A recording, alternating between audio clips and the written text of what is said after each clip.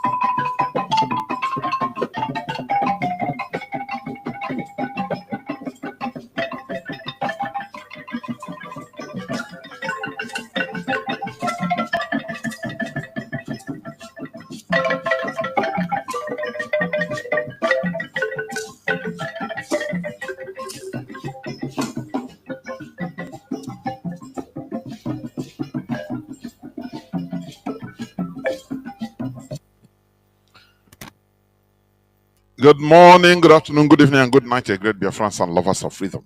This is Radio Biafra House of Service coming to you through Radio Biafra London. My name remains Mazi Jonathan Chinedu'S from Olu province of Biafra London. We are here live and direct today, Saturday, being the 11th day of January 2025. Therefore, I welcome each and every one of you to welcome your friends and well wishers to once again draw nearer to your listening devices, because the hour has come for the both physical and mental liberation message to be preached. The hour has come.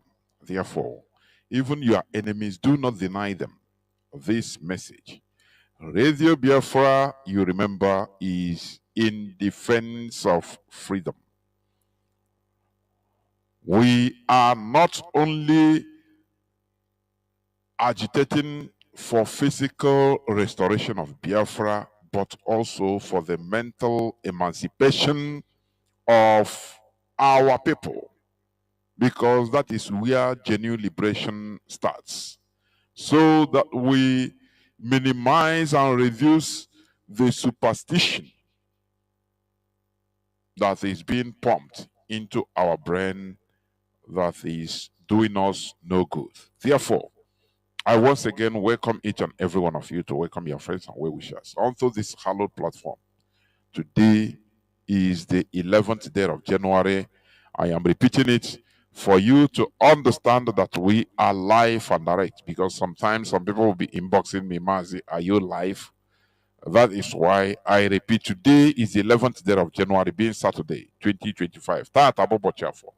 And we are live and direct. And even in parts of Biafra land, you can be hearing our voice via 102.1 CHK on frequency modulation FM 102.1 in different parts of Biafra land. Also, you can also get us on free-to-air satellite. We are on free-to-air satellite, please. If you have a friend that has a satellite, please call him to tune in on the radio. Is there. Free-to-air satellite. Also, you can download IPOB Community Radio. This is a very low data consuming application. IPOB Community Radio. Through that, you'll be listening to this message. In addition, you can also download Simple Radio. You download Simple Radio. Inside the Simple Radio, you scroll and type Radio Biafra London, and you'll be listening. Also, as a backup, you also add Radio Garden. Download Radio Garden. Once you are in Radio Garden, you type Radio Biafra London, and bingo, you'll be listening. Moreover, you can visit our homepage, www.ipob.org.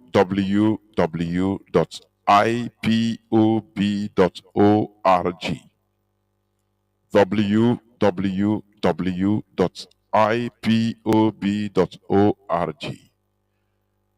Once you are in there, you click on live broadcast. Live broadcast. Moreover, beside it, you can see where it is written donate to IPOB, donate to ESN through PayPal. You can make a PayPal donation.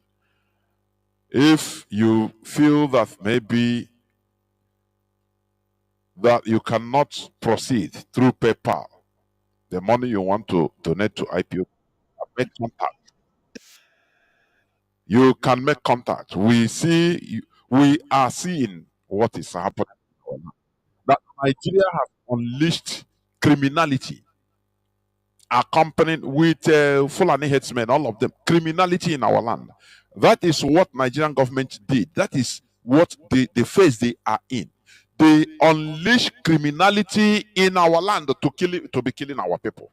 You saw what happened in Osun the other day, few days back, where people were mowed down in their sleeps just for nothing. Who did it? You don't know. These are direct actions of Nigerian agents. These are direct actions of Nigerian military and Nigerian police. What they call security officer. That is, these are not security. It's a direct action of Nigerian government. Wiping out families for nothing. This is genocide. We will never continue watching, doing nothing. Stop being wooed by money, through money, into criminality in our land. Remember, they have activated the Gowon and Obasanjo policy and agenda of using Igbo to kill Igbo. This is exactly what they have activated in our land. Therefore, say no to criminality. Say no to criminality.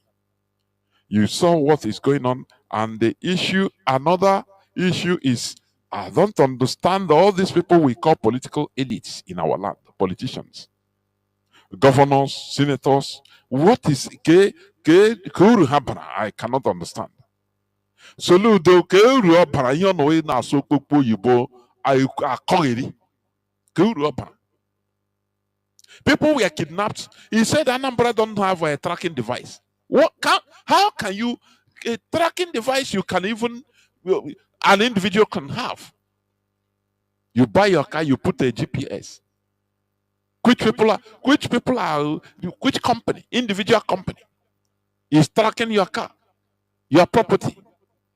But a whole government, Anambra state government, they don't have tracking device. That's why they kidnapped a priest, and the Bubemonso, being a high-profile individual, he has to call Governor Soludo. Wambori. Just what is their benefit in our land? For I cannot understand it. When you go, our people don't understand what is the meaning of political leadership. Normally, once you are in a leadership position of your people, you are be ready to even put your life in order to protect the interests of your people. But our people, they believe that being a governor is for making money, nothing more. And I ask, why don't they take example from somebody like Sam Mbakwe? Why? He single-handedly mobilized Imo people, population. Today's Abia and Imo, and even some part of Ebon, to contribute to Penny Alpha and build airports. Is Standard, the international airport, which Nigeria government downgraded into local terminal, which you are using today. What is the benefit of all these governors? Peter Obi said when he was a governor, the killing in Ezu River, the corpses that floated in Ezu River, he wanted to investigate them, and the order came from Asorok, don't go there, and he stopped. And these people are saying this, and we are still watching them, following them. You know, normally, Peter Obi should even close his mouth in shame. He should enter back inside in shame for failing his people. Because there is no way you cannot. These are lives. These are lives that, compare them to your political, political situation.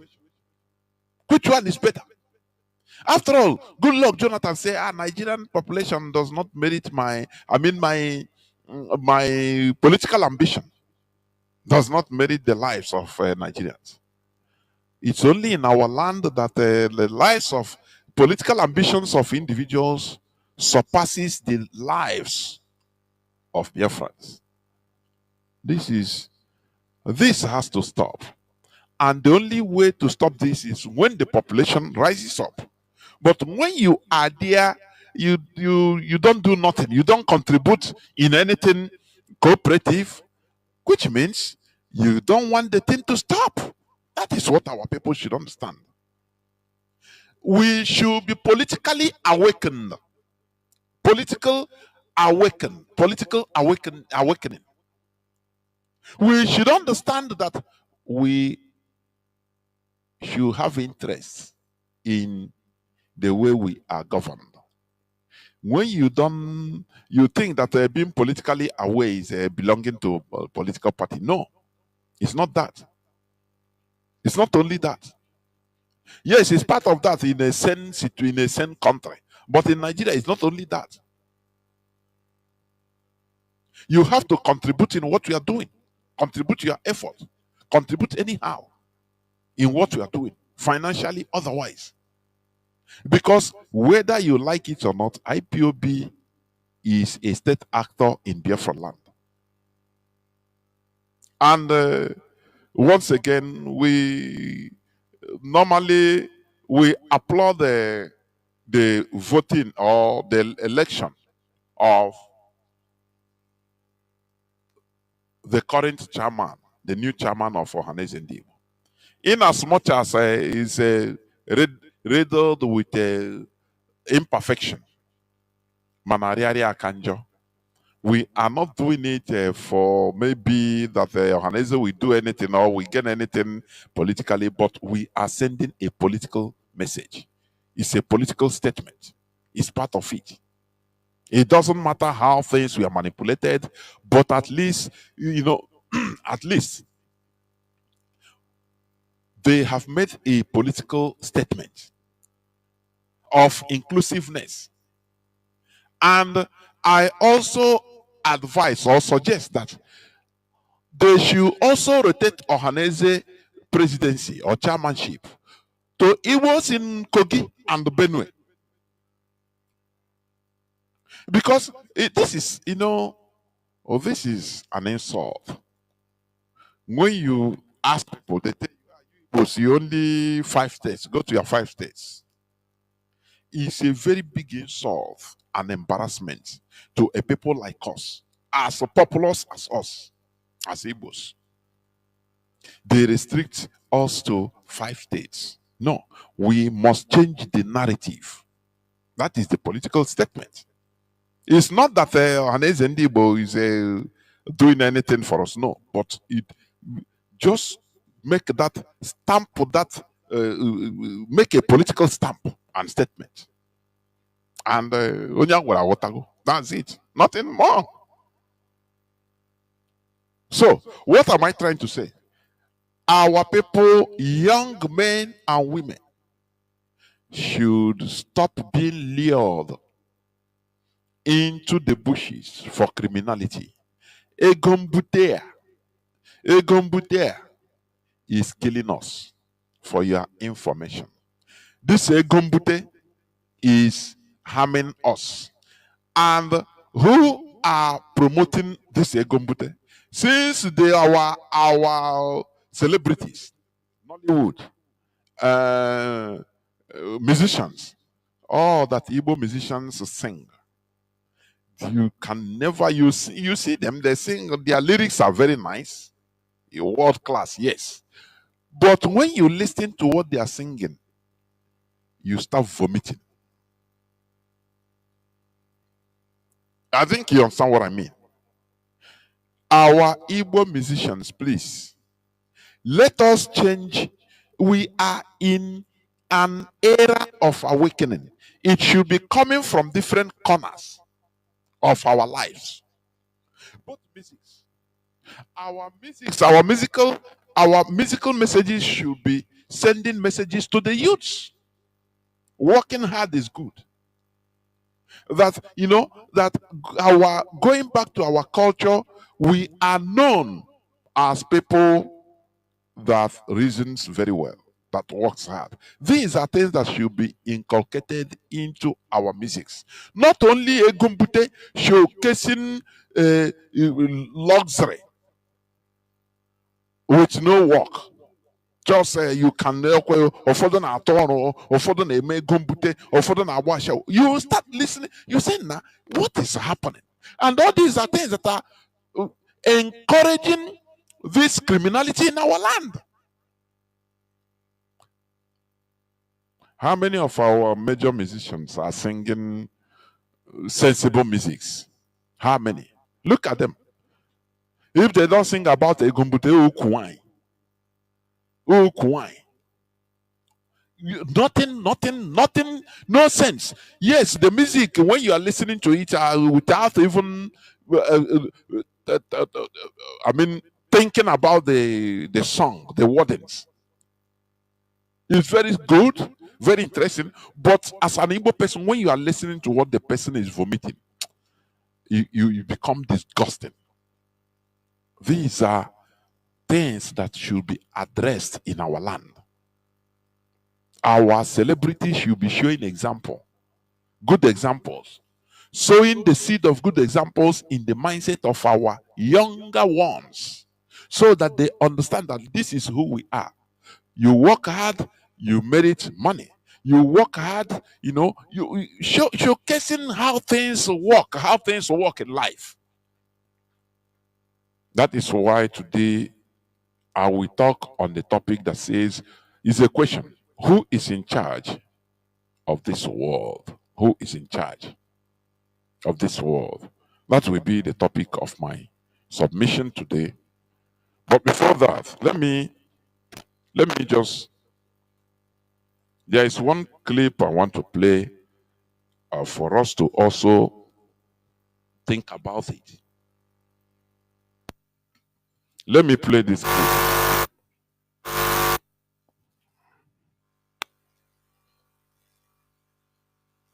Let me play this clip. These checkpoints in the south is really because there's kidnapping and insecurity.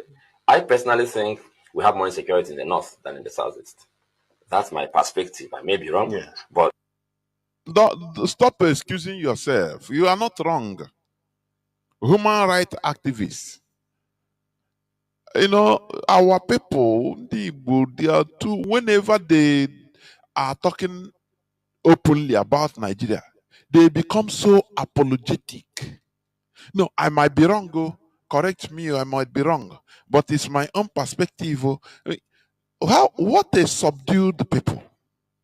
This is a human rights activist. He continue mentioning, I might be wrong, but what you are saying, you are right. There is more kidnappings, more killings in the north than in the south. You are 100% right, and you know it because you are a human rights activist. You have the statistics in your hand. But he continues, as he's talking in the public, he continues apologizing. No, I might be wrong. This is my own perspective. I might be wrong. Correct me if I'm wrong. Sometimes it gets into my nerves when our people are talking on national television. They don't want they don't want to enter into any problem. I might be wrong. They will continue stressing it until even what they are talking even loses any significance. I'm telling you. Let's listen, please. How a magnificent people become subdued.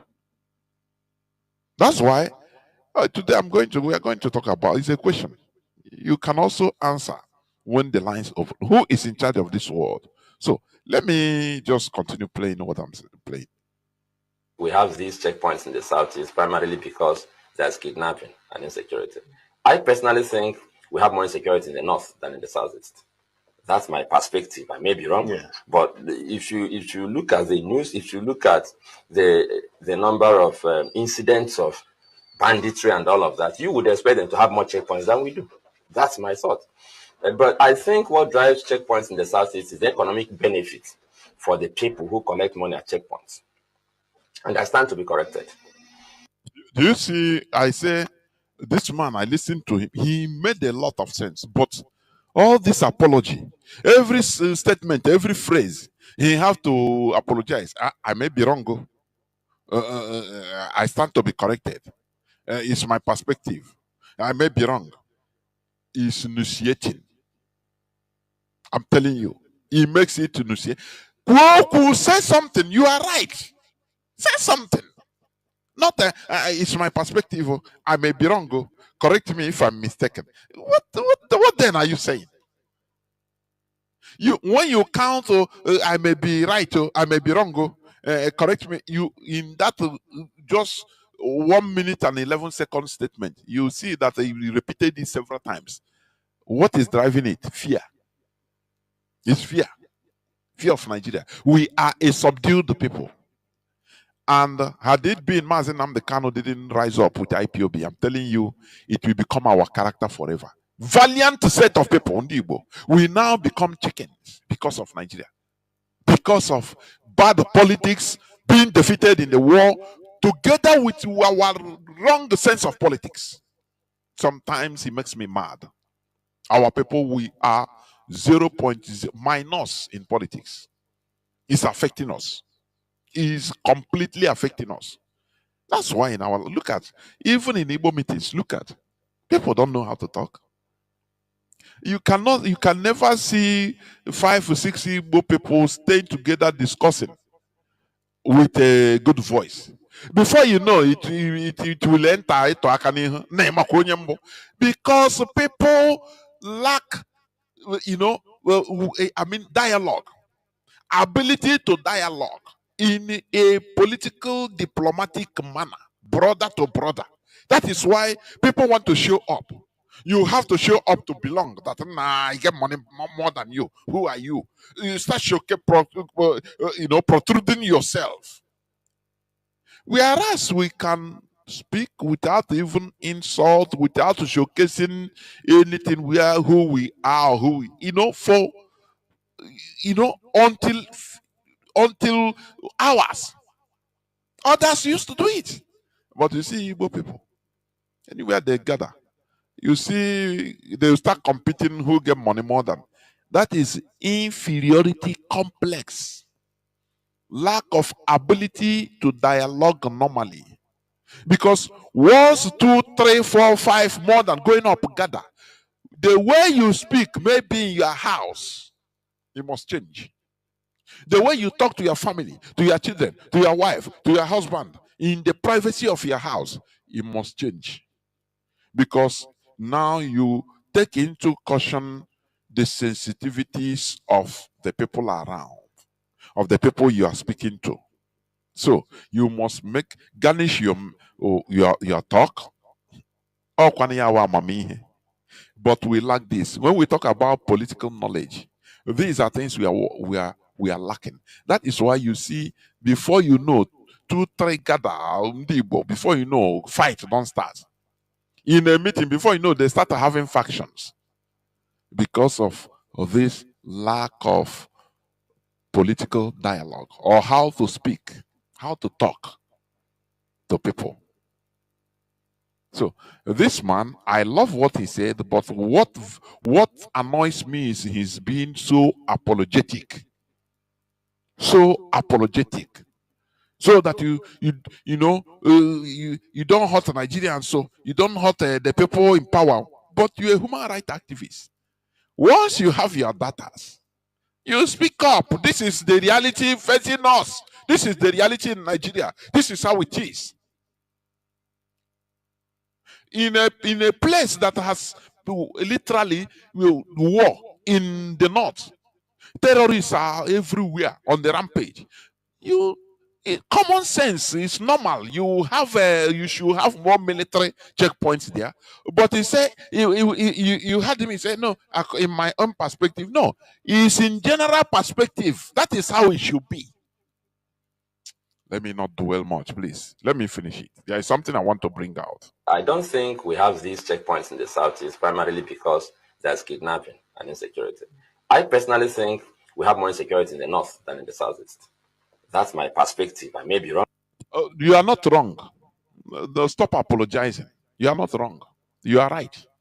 So remove that. There is more insecurity in the North than in the South. More than in the Southeast by far. Statistics have said it.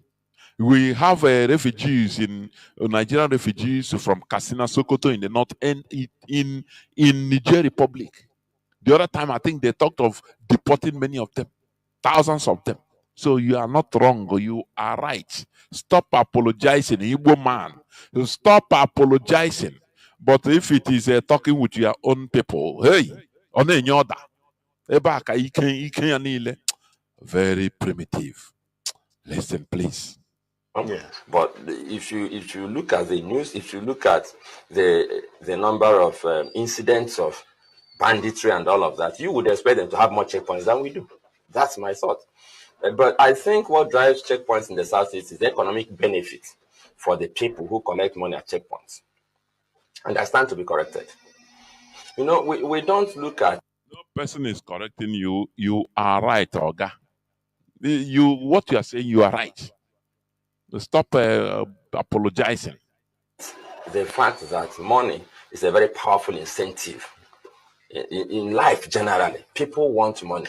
And where there are no consequences for wrongdoing, people want money and they do anything and everything to make money.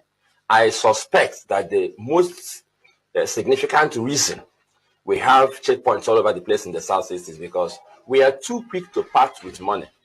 If you set up 1 million checkpoints in the north and you set up 100 in the Southeast, the 100 in the Southeast will make more money than the 1 million in the north because the average northerner will not give you money. Do you hear what this man made a very big point? But our people, which we need to think about. Do you know what I was thinking? For something to stop, there must be sacrifice. That is for sure. You know, I put it in my timeline and I start reading comments of some of our people. I'm saying, our people, those people, they will be killed though. If you refuse, they will kill. Yes. Yes and no. You know why I say yes and no? If we do it as a people, not the individual, anywhere there is a checkpoint. Now, right from morning, you know, it's not only traffic is always much in our roads. Right? You say, oh God, no money on me, I know they give. You think you are joking. Even Keke. Others behind you, you know, they will say, oh yeah, pass through, go and park. Oh yeah, you park, you come. The next person comes, say, oh God, me, I know they give. 100 naira. You say, I know they give.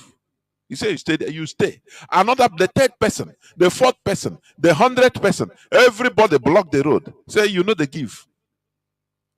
Do you think they will kill everybody? No. Sometimes we have a key, igodo, to some. We have solutions to our problems, but who will bail the cats? How do we organize in order to start this? That is a problem. That is a problem. I say, let me repeat. Imagine in the street of the road or nature over the road, for example. You pass, you say, you prepare. To fight evil, you must sacrifice. There must be sacrifice.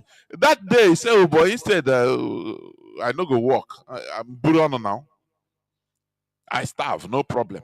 1 day, 2 days cannot kill us. That is how Europeans fight for every good things they are enjoying today. They fought for it. They fought for it. Nothing come out of bed of roses. Are you hearing me? Imagine line up, look at during Christmas time. Many people who slept on the road just for maybe a journey that should take 1 hour. Maybe from Onitsha to Enugu. Oh, where to Onitsha. They slept on the road. Because of military, they have to collect money from each person. So everybody slow down. They block the road, and they take one person at a time. One person at a time. So there is much go slow. Now, imagine that everybody sacrifice it.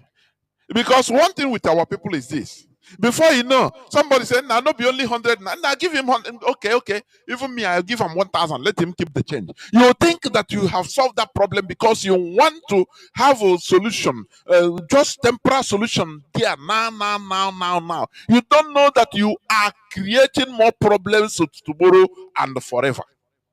That is the problem we have. It's our mentality. Very bad mentality. I say very, very bad.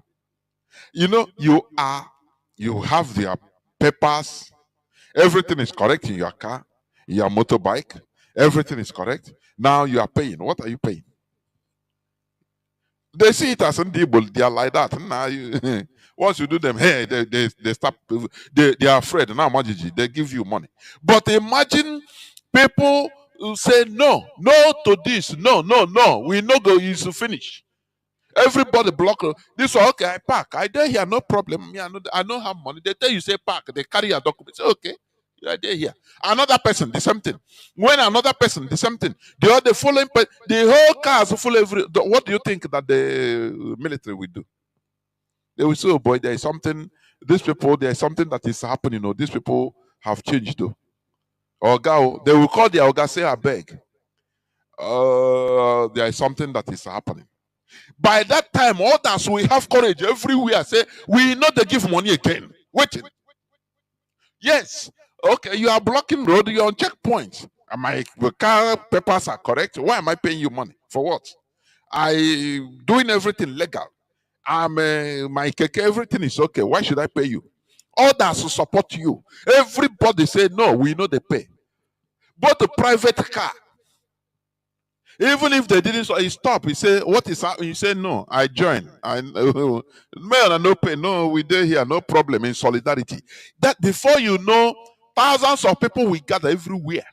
Once you do it 1 day, 2 days, before God and man, they will go hungry. The military, they will go hungry. The checkpoints they will be disappearing one after the other. But do we think of solving our collective problems? We facilitate them individually and collectively we are crying. Now look at what they are doing. Let us do something collectively. Say no. Instead, we facilitate. You pass now before I beg you pay. Not be 100 naira. Waiting be 100 naira. You call it waiting be 100 naira. But if you collect 100 naira, 1 million people a day. Do you know what it means? That is 100 million. That is it. That is what we are giving them. More than that, everywhere. I think for the according to statistics, it's more than 1.6 trillion naira for 1 year in Igbo land. The money being paid on checkpoints. How do you think that they will stop? You'll be crying, "No, they don't do it." But we are facilitating them because we want our individual comfort. Therefore, we are losing our collective sleep and comfort. That is it. We will continue suffering until we find a solution to our collective problems. Otherwise, we continue suffering. This is it. The solution lies in our hands. Solutions to some of all these problems lies in our hands. But will you sacrifice?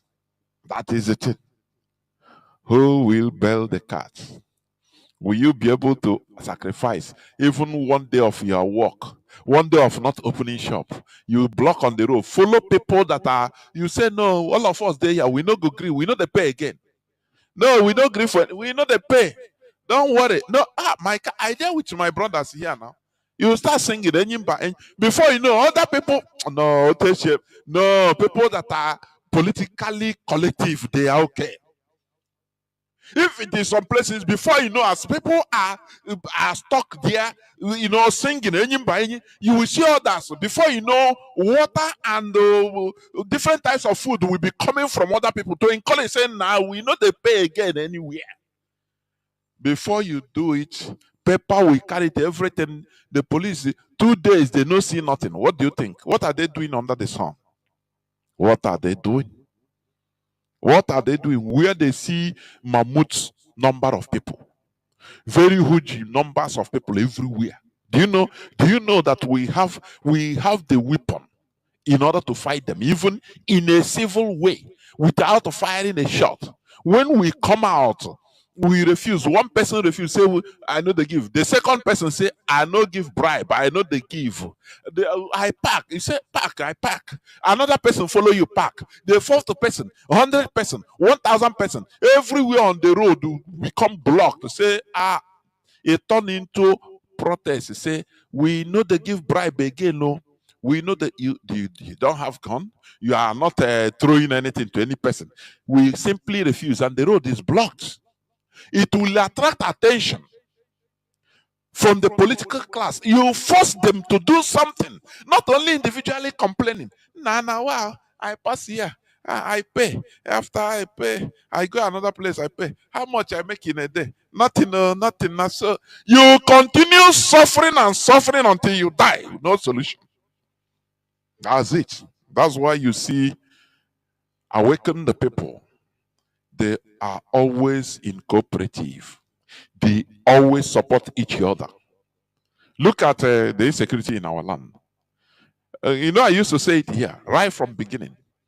Oh, it's happening in Abakaliki. Nah, Abakaliki people, concern us. You stay in Enugu or you stay in Owerri, they rant. You are hearing it as a fairy tale. Now they are killing people. Don't be harmful.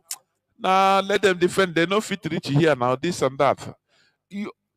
You don't show no single support. How are we going to help our brothers there? Is it through, let us protest in this side so that thing we wage it can no longer continue.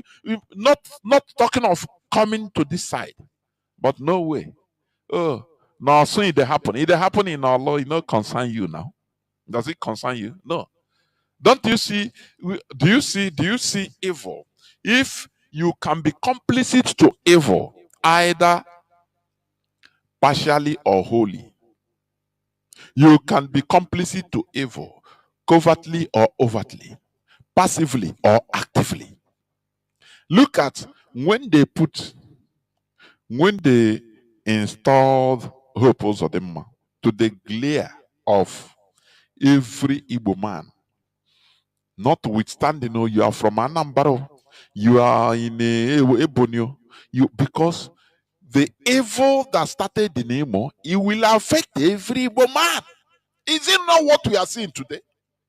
Oh, how I wish our people will understand the power we wield as a people, if we can use it. But that divisive mindset, individualism, that selfishness will never allow you to understand it. That's why they installed the Hope Uzodinma. Nambra say, now it can never happen here. I had it. Nambra here, no, it can never happen. No, Imo State, no. You say, instead of helping to fight, how many people are living? Every type of Igbo man is living in Imo State. It's true. It's not only Imos living there. Something that should be collectively fought.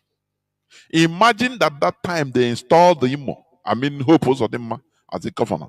Imagine that there is a protest in Ebonyi, protest in Iguacha, protest in Enugu, protest in Anambra. What are you protesting? They say no. It's in Imo State. It's evil. Injustice against one is injustice against all. This is Igbo land. Let us say this is Igbo land. It affects all of us because it's evil. Do you know that they will rectify and remove him? By today, we will not be suffering what we are suffering today, because the coming of Hope Uzodinma started because a criminal comes with a criminality. For your information, a terrorist brings terrorism into a country or a state. Look at Buhari. Buhari is a terrorist sympathizer. So when he came into power in 2015, all hell broke loose. The whole terrorists in Africa, the whole Fulani terrorists, jihadists, all they enter. It happened in Egypt a few years back. Morsi, for your information, when they removed Mubarak in 2011 Arab Spring Revolution in Egypt, they with sentiment, they remove him. And they organized the so-called election and brought Islamic Brotherhood in power, headed by Mahmoud Musi, without knowing that he is a hardcore Islamist. I hope you have not forgotten when he took over power. Bombs everywhere, explosions in Coptic Christian cathedrals and churches. Every time in Sinai Peninsula, every time bomb explosion, killings. Tens, hundreds, thousands of people died. And they cut they cut his phone call with a terror. They didn't bug him, he was a president. His phone was not bugged, but the phone line of a terrorist which he was communicating abroad was bugged. He was telling the terrorists that, oh brother, you people are welcome to Egypt. We are now, he said, we are now in charge. They say, what? This is a Egyptian president. They went and revealed everything to the defense. The defense, Egyptian defense ministry. That was what started, protests immediately. They engineered a civilian protest against him that this one must go, you organize. He said, what? They know how to claim rights. This is democracy. I have been given power, so no person is. The military used that excuse, come out and warn him to either resign or organize another election. He thought that they were joking. He started making. He never knew that they caught him. They know how to make these people, these evil people. They know how to use democracy in order to use democracy as an excuse. Just like the Fulani Caliphate, what they are doing, what they always say. Democracy is a game of numbers. So that is the beauty of democracy. Just watch all of them. That is how they speak. Because they know that during the election, they have registered the whole Fulani in the whole Africa as Nigerians. Even a baby of 1 year has a voter's card in the north. So they hide under it. Democracy. But Mosi didn't know that his time is up. Before a few months, he thought that they gave him ultimatum. The Egyptian military gave him ultimatum that you either organize an election or you resign. He said, but I never, I have to, whether it's 5 years, 5 years, they have to stay, according to equating law. When it comes to national security, there is no law. Are you hearing me? They gave him ultimatum for some months, and that months will expire. They took over power from him. And he started clamoring. He was jailed on trial. He died in jail. And that defense chief is still in power. He mutated from coup plotter. He took over, and he was now he organized the election and won. He's still ruling till today.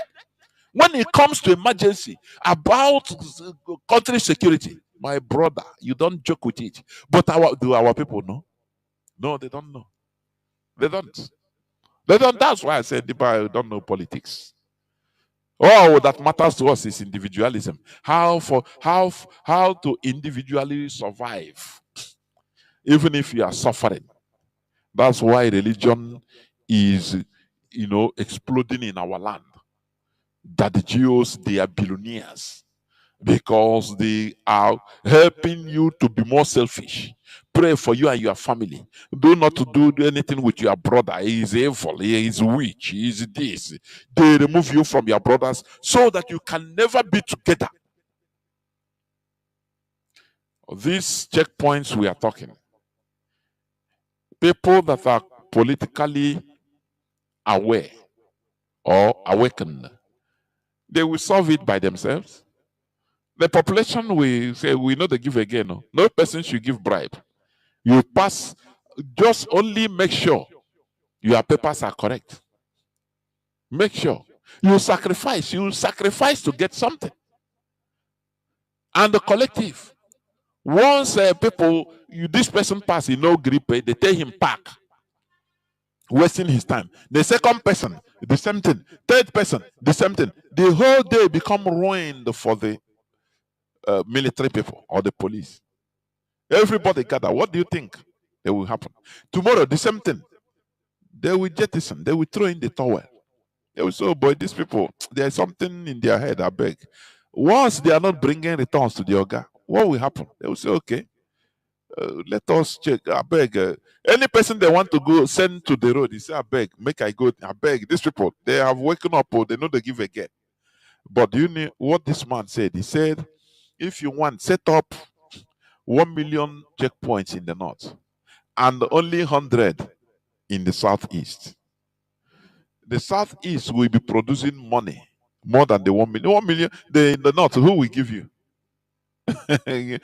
Some people will say, yes, no, now in the north, they will not kill them. They will not. Yes, but in our own, the only way to prevent them is for everybody to join together. Do the thing at a time, at a go. No person gives bribe and the checkpoints, nobody. And the people we must gather, because when they isolate one person, they can kill you. But it becomes a general issue. Where people have, I was watching a video on Facebook where I think it's a Bubago somewhere. I don't know whether it's on the shower or where, I don't know, somewhere. Was trying to abduct one person, one man. The man was shouting, he said, I don't do anything, he didn't want to enter. The Bubago, there are about 6 of them or 5 of them in Siena. They were forcing him. He said no. Now people started gathering. The person doing the video started shouting. What did he do? Tell us, what did he do? What he did? What he did? Don't enter. People started trooping, started gathering this Bubago. How many are they? Before you know, they just leave the guy. The guy run and they just enter their car and run. We don't understand the power of multitude. No. That's why I say we are not political. We are not politically mature at all. We are primitive. People that are not politically mature, they are primitive. You don't understand what multitude can do. That the person, they have saved his life. Maybe without that, all those people gathering, I'm telling you, they will abduct him, and with that annoyance, they can go there and slaughter him and take his organ, harvest his organ. But he's saved by people. That is how things work. You cannot do it alone. That is why I say we always clamor, say, look, support what we are doing, because we cannot do this alone. We need your support. Anyhow, IPOB is for everybody. Mazi Nnamdi Kanu said in a town hall meeting, he said, Biafra does not belong to me. Biafra does not belong to me and my siblings or my family. Biafra belongs to all of us all. So it is also all of us that can get Biafra. That is it. But we always individually, we want to go it individually. You survive individually, again, bribe, thinking that it will stop. You are calling more. Haruna will call his brother in Katangura, his military brother. Say, oh boy, here, you know how much they make am here every day. They get more than 100,000 every day. My own share. What do you do there for casino? Right, so that they send you to Owerri. It will help him. That is how they go. Because you are aiding and abetting them. You are directly, helping them to conquer and colonize us. But we are shouting individually. You don't know that the solution lies in our hands. That's it. So we must continue. Let me just read one news headline before. There is this disgusting news headline. Very disgusting. In Vanguard. These are people that, these are, is a zoo newspaper. Is a brown, all these brown envelope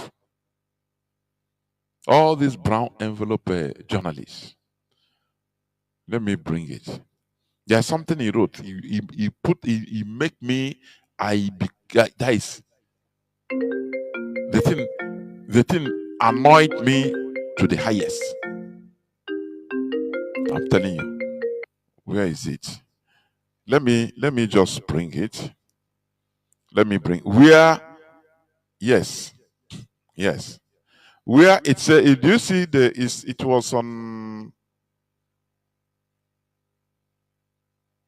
it was January 10th news, yesterday's news headline on Vanguard. Very evil newspaper. Mass abduction. Southeast stops ransom payment. Accounts for 40% nationwide. Do you see? Do you see how they deceive the public? How they give negativity concerning us?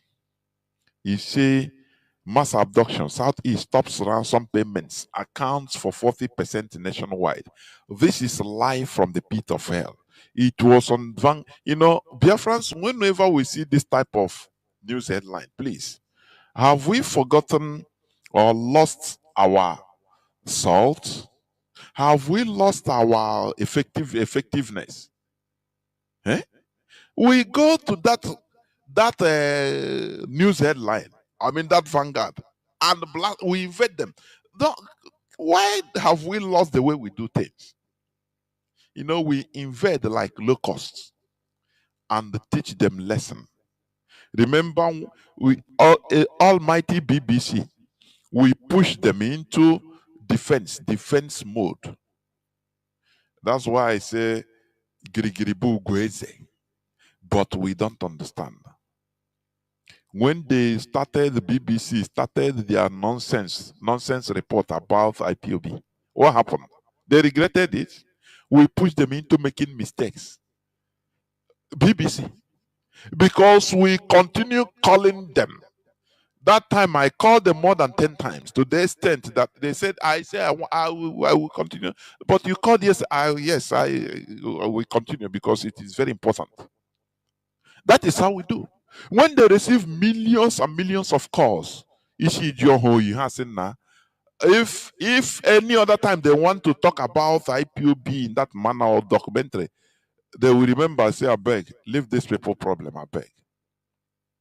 That's why whenever we see this type of headline in a Vanguard or any type of Nigerian newspaper, we should invade that place and teach them their lesson. We write them.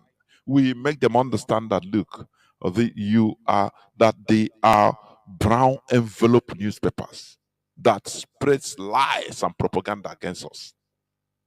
They say Southeast stops ransom payments, accounts for 40% nationwide. When you see, some people, they only read news, only the headline. It's live from the pit of hell. We should tell them. Because this thing came out, even according to statistical reports, real statistical reports. Last time, it came out that Northeast, that Southeast is even the least,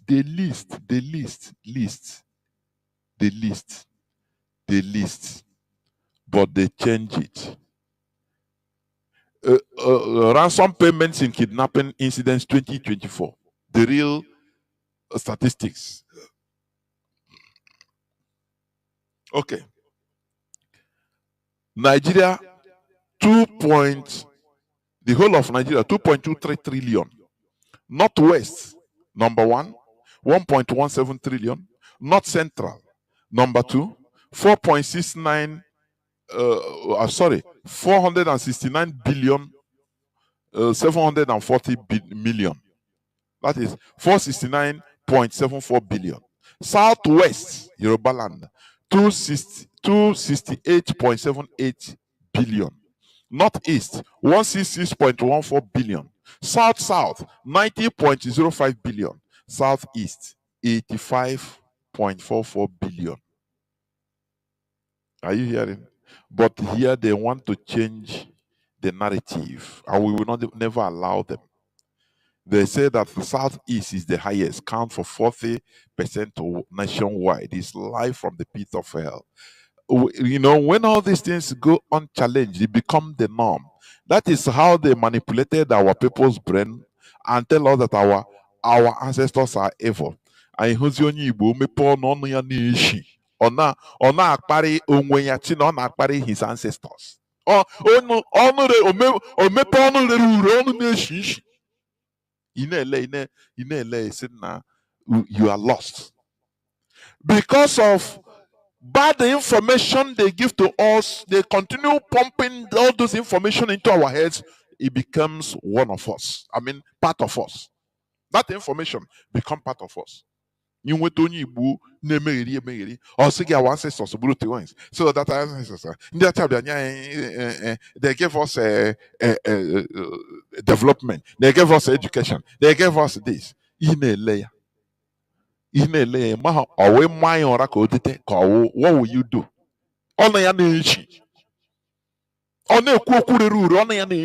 Because of the information being pumped right from childhood. So this is how they do. This is how they go. Southeast tops ransom payment accounts for 40% nationwide. But few days back, the statistics from Amnesty International and others came. Reality shows that Southeast is the least, of which we are even crying. We don't want it, but it's the least. Look at what they wrote. The southeastern region of the country witnessed a surge in violence perpetrated by separatist groups enforcing sit-at-home orders. Do you see? Which essentially attacked Nigeria's sovereignty with effrontery and arrant disregard for constituted authority. Do you see how they are killing us silently? We are buying and selling. We don't know nothing. They encourage, we are just buying and selling and oh boy, until we start engaging them as IPOB is doing. You don't know the bad energy, the bad effect, what they are writing, what is giving us. You don't know. Everywhere in the world is reading this. They are reading this very evil information. You don't know. That is not your concern. You are buying and selling. Yeah, man, you. They push us into mercantile because that is the only place you have chance. You have gap. No other gap for us in Nigeria. Because that is only any person can do it. And from there also we rise up. We rose up. But buying and selling makes you don't even have time. You don't have time to even to read anything or to talk anything concerning our collective interests. That's why onye ọna na-azụ ahịa nọ na this struggle hardcore. I'm telling you, because that thing trade it can make you become non-entity. Yes, you can go, but nothing. Nothing. Way in the morning, or we gonna shop or what you calculate is only what you are going to buy and sell and make money. It's very, very sad. Look at what they are writing against us. And it's passing quietly. Many people don't see it. They don't even care. They don't care. And they are killing us silently. But they will never pass the eagle eye of IPOB. I know Nigeria. I say they don't know the annoyance we have. The annoyance against Nigeria. We make sure Nigeria will become nothing. Mazi Nnamdi Kanu says he will dismantle Nigeria with the truth, and that is what we are doing. So that anywhere you show yourself with Nigerian passport, people will spit on you. That is what we are doing. We until they tell Biafra, me wanna carry on our wahala. Do your referendum and go get out from here. The same way they pursued Malaysia pursued Singapore. Say no, since on our enter we become one country. We know the sea well again, katakata everywhere. Everything we not tribalism, religion. I beg. Me wanna carry on our wahala go. That's the way we want them to pursue us. Tell us, I beg. On a say on a go do referendum, or you may organize and go on away. Otherwise, Nigeria will become is almost nothing, but we don't want almost. We become nothing. That's it.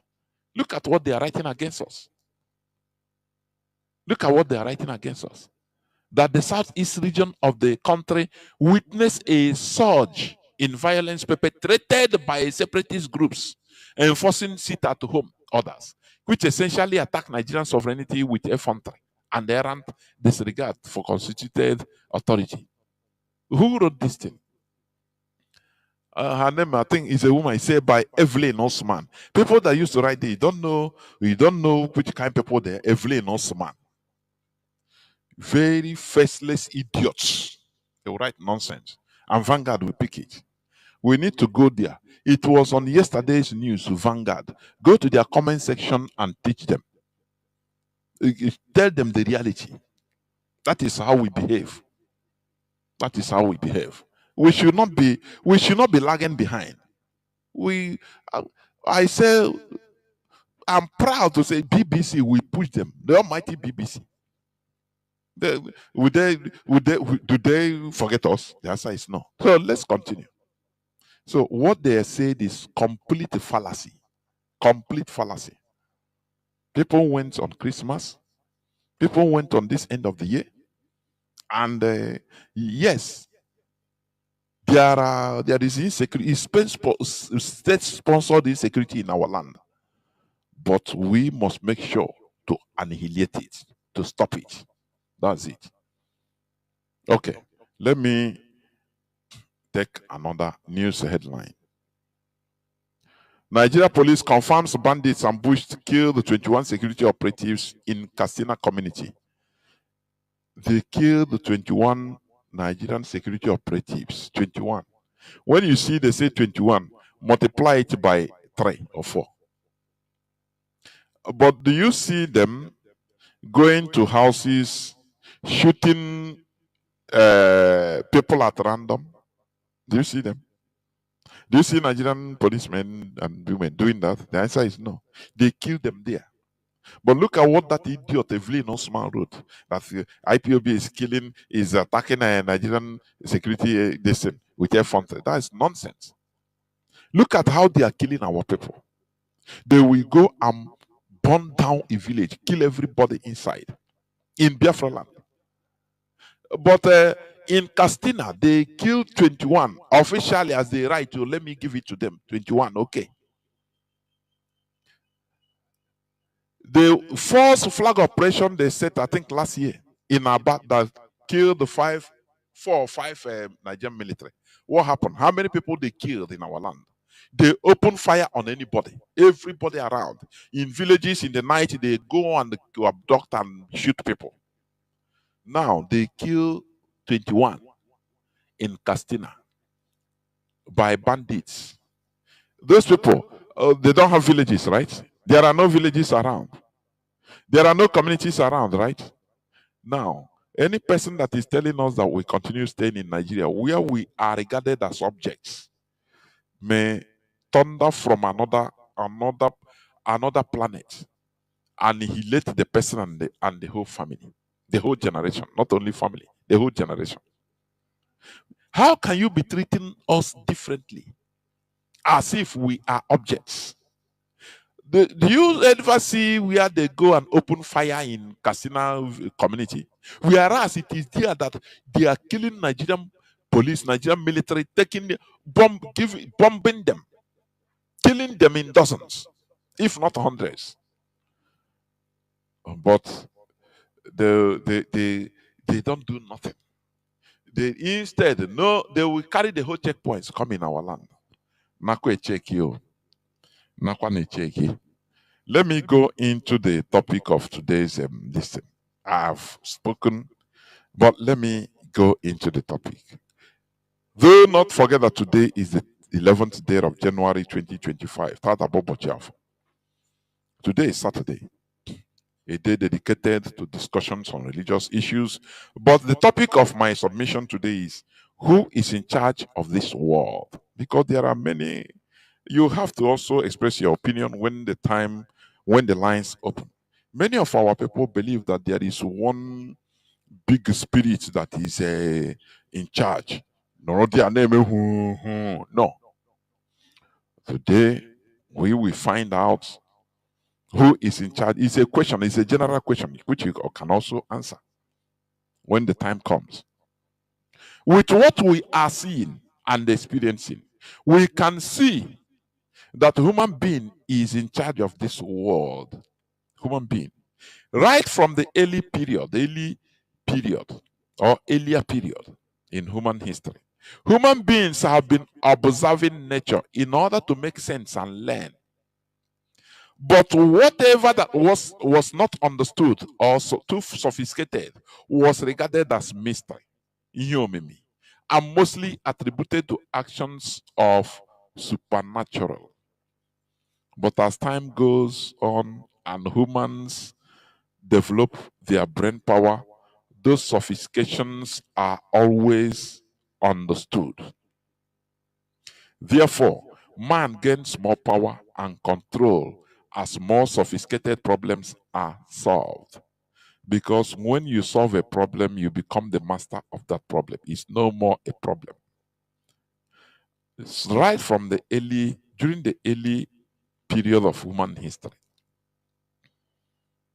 Let me tell you, there were many things that we don't see as anything, but that was considered mystery. Things like, for example, you see volcanic eruptions. Human being, as of early time, you see people will go and start making sacrifice. Say, is God of this? Is that God? Is God? They call it is God that is annoyed. Are you here? Because people's brains are never developed enough to understand. But as time goes on, people continue observing nature. That is why our tradition, it means observing nature in its entirety. And once a people continues observing nature carefully, closely, you see they start understanding how nature works. And they will start developing things based on their understanding of nature. That is it. When we say going back to our roots, there is one impression people are getting, which is very, very absurd. It seems as if we are converting, when you say maybe you want to convert to Islam, they will tell you to say what they call the Shahada. Lie, lie, la, la. These are the rituals you convert. If you are maybe a non-Christian, maybe a Hindu, you convert to Christianity. Maybe they will tell you, okay, you go and do baptism. You immerse you in water. Now, okay, you are pronounced a Christian.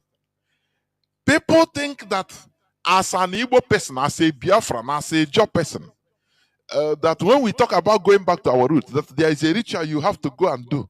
Now you go, now you say, now I'm a traditionalist. No, and no. It is understanding who you are. Simple. It's just like, for example, when you have a child, maybe born in Lagos, even now born in Owerri Self, they don't speak Igbo. Let me just give from Zungeru. You born your children in Zungeru. They don't speak Igbo. Now you bring them back to Igbo land permanently. They are coming back to their roots. It's not conversion. It's taking back who they are. They start learning Igbo. It's going back to their root. It's part of it. It's not conversion, going through ritual. Nah, okay, they say, I want, okay, now, actually,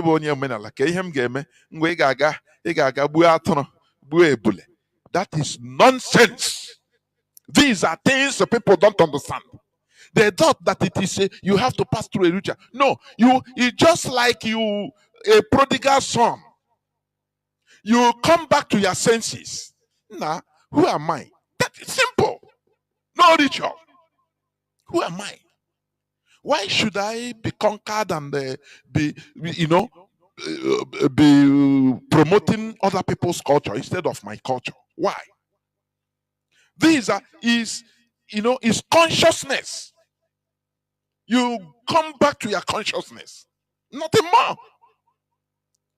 Because after all, as an Igbo person, you are eating a goosey soup. It's our culture. You are swallowing. It's our culture. So why will you take some and leave some? Because some foreign tradition tell you not to do this. This one is not good. Now, Igbo wine, you say no, don't use a nkwocha as our culture. You say no, you have to use a wine, brewed wine, imported. These are nonsense. So let people stop thinking that when we say going back to our, we say, money menala, our money menala, but I lashing back to a menala. No, no, our money. You see it as something absurd or something, the way they would say maybe if you are from Catholic, enter, they convert you to Jehovah's Witness or Assemblies of God. You will go through some process. They will tell you, no, that one, you're a Christian or you're Catholic, but you have to go and do baptism again, and they will give you a card so that you become a member. No, this is just a conscious transformation. You transform your consciousness. That is what it means. And come back to who you are. Come back to your senses. That is what we preach. Nothing more. So, let me go back to what I was saying. Remember, I'm talking about the topic that says, is a question: who is in charge of this world?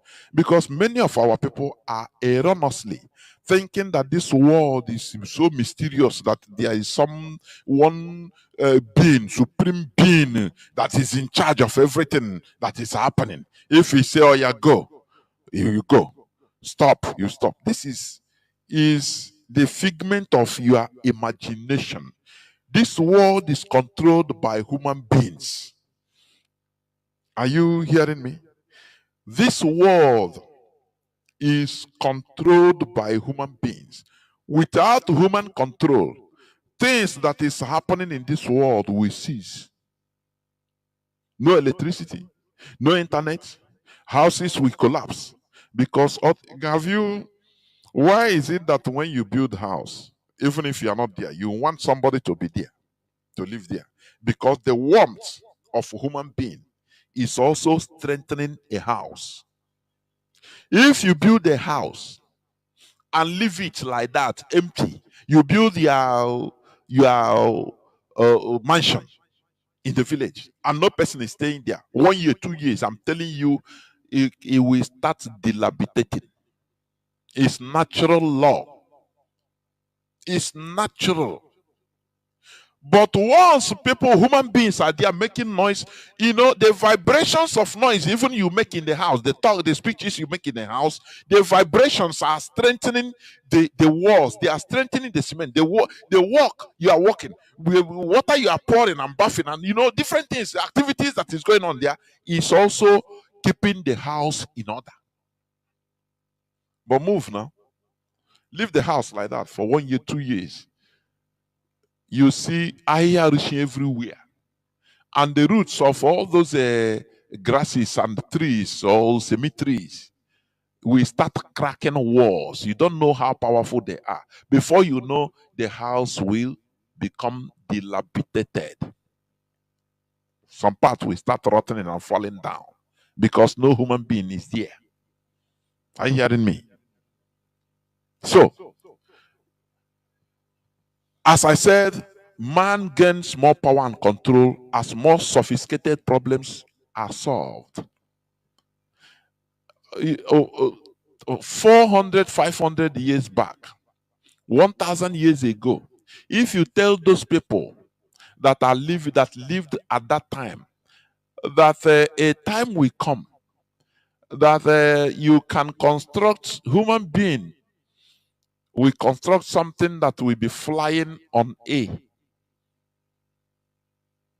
that will be airplane that will be flying, thousands of tons of aeroplane with human beings and goods flying on air. Maybe that time they will behead you, say you are possessed, you a witch. Are you hearing what I'm saying? Maybe that time they will witch hunt you, say Niku Naro. The same thing is it Galileo Galilei. You know what happened to him now? He as a scientist that time, he spoke the truth.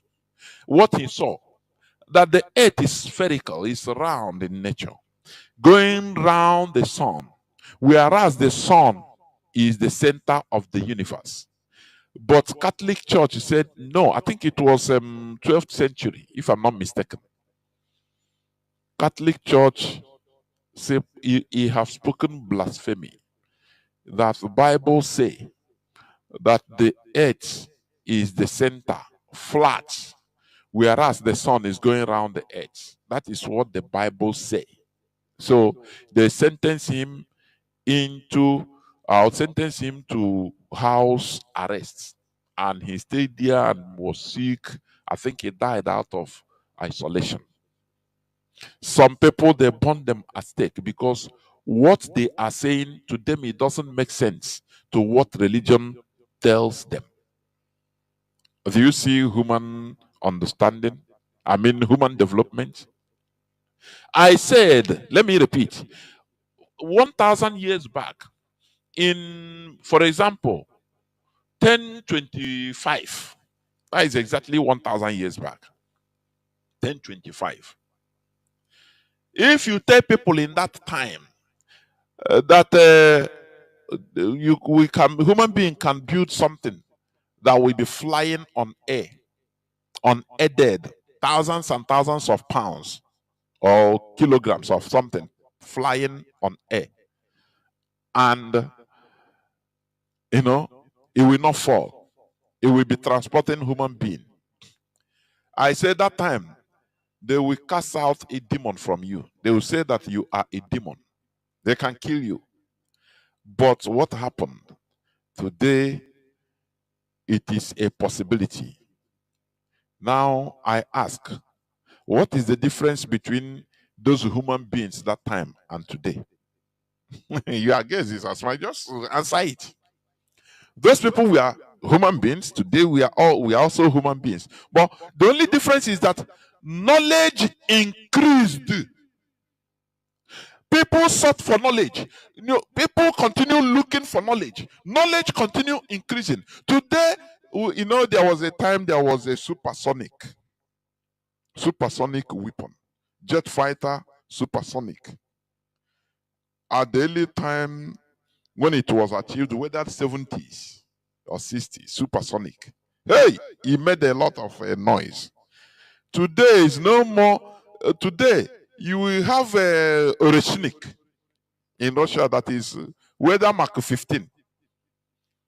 12 to 15 times the speed of sound. Oreshnik. You will have hypersonic, not even supersonic now. A time will come, it will be maybe Mach 100. They will be seen today as this old time. That is how the world is. The only thing that changes is the brain, the knowledge of human being that increases. And that is why it is good to be looking for knowledge, searching for knowledge. But our people are blocked with religion. Because once you adopt and accept religion, to be going by religion, your sense of knowledge, your consciousness for searching knowledge will just block. It will stop. You will say you have arrived. Because now you know everything. Now you know everything. Just watch religious people. Just watch them, how they behave. They will be looking at you as if you don't know anything. They are the people that knows everything. Before you know, they bring for you Job say, the book of Matthew say this. So for them, that is the ultimate. Do you see the danger of religion? Do you see it? It will block you. It will dwarf your sense of making more researches in life. of contemplating on many things, because he will put full stop. You will know everything. Imagine once you are awakened, let me tell you, you are no more sure of anything because you question everything. You are even not sure whether you are even getting it right. That is why it makes you continue looking for perfection. That is it. It's just like when you are walking in a ground or in a floor, you are walking in a place where there is no electricity, in darkness. Your consciousness will be highly at alert because you are not sure. Maybe you can match a snake, oh. Maybe you can match a place that has a hole, and you break your leg. So your consciousness, not only your eye now, your consciousness will be very smart, very at alert, so that you'll be highly, conscious and cautious of any place you put your leg. That is what it means. That is the difference.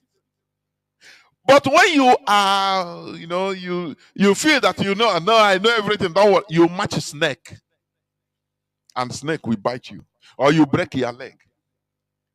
That is the difference between a highly religious person.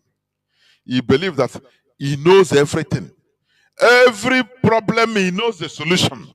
It's in the Bible now. It's there. He will quote for you the solution. So there's nothing. What will you tell him now? No questions. Don't ask. He have everything inside him. The Bible is there. So he bring out the Bible and give you the answer from the book of Malachi. Direct. Secret of prosperity. He will tell you, give tithe and offering. That's it. For you not to be devoured by cankerworm. It is written now. So he have the complete knowledge of everything. So he don't need to search. That is why they can never come for debate, because they know everything. I always say I'm learning. I don't know nothing. I want to know more. That is the difference. And that consciousness of trying to learn more, that is what human beings need in order to advance. Because you are watching all the time. You see yourself as you don't know. How is this world working? Why you start asking, why are some people poor whereas some others are rich? How can we better this world? How can this be manufactured? Why are Japanese manufacturing engine with quantum physics, with not electricity, not diesel, no diesel engine, not powered by anything, just like that? So what is you continue asking, querying yourself. But a religious person, it tells you that God will do it. And that is what is killing Nigerians. Because many of our people believe that one day God will come and deliver. It's written in the Bible. In your travels, you call upon his name. And one day, all our sufferings, God will just come do. Everything will change. And we start enjoying. This is living in fantasies, cloud cooker land. I don't know whether people understand what I'm saying. I want you to understand that human beings are in charge in this world. The way humans have advanced, we are in charge. Human beings are in charge. Compare now to 500 years back. You see that human beings have advanced. What changed? Because of the consciousness, because of the ability to question everything, because of the ability to reason, to understand nature, observe nature. There is something I posted on my Facebook timeline a few days back. A nano technology or nano robots or macro, not nano, macro robots. They watched the developers of these robots. They watch the movement or the activities of ants. Ants, you look at, you don't even mind them. But people continue observing them. observing them until they learn. They learn for years how ants interact with each other. They now understand the chemicals they use to because when you put, for example, you put a piece of little meat, one ant will come and touch it. If you see that he cannot carry it, only him. Let me call him him. Before you know, within few minutes, he will go. Before you know, they will ants will surround that meat, small meat you drop on the ground, just little piece of meat.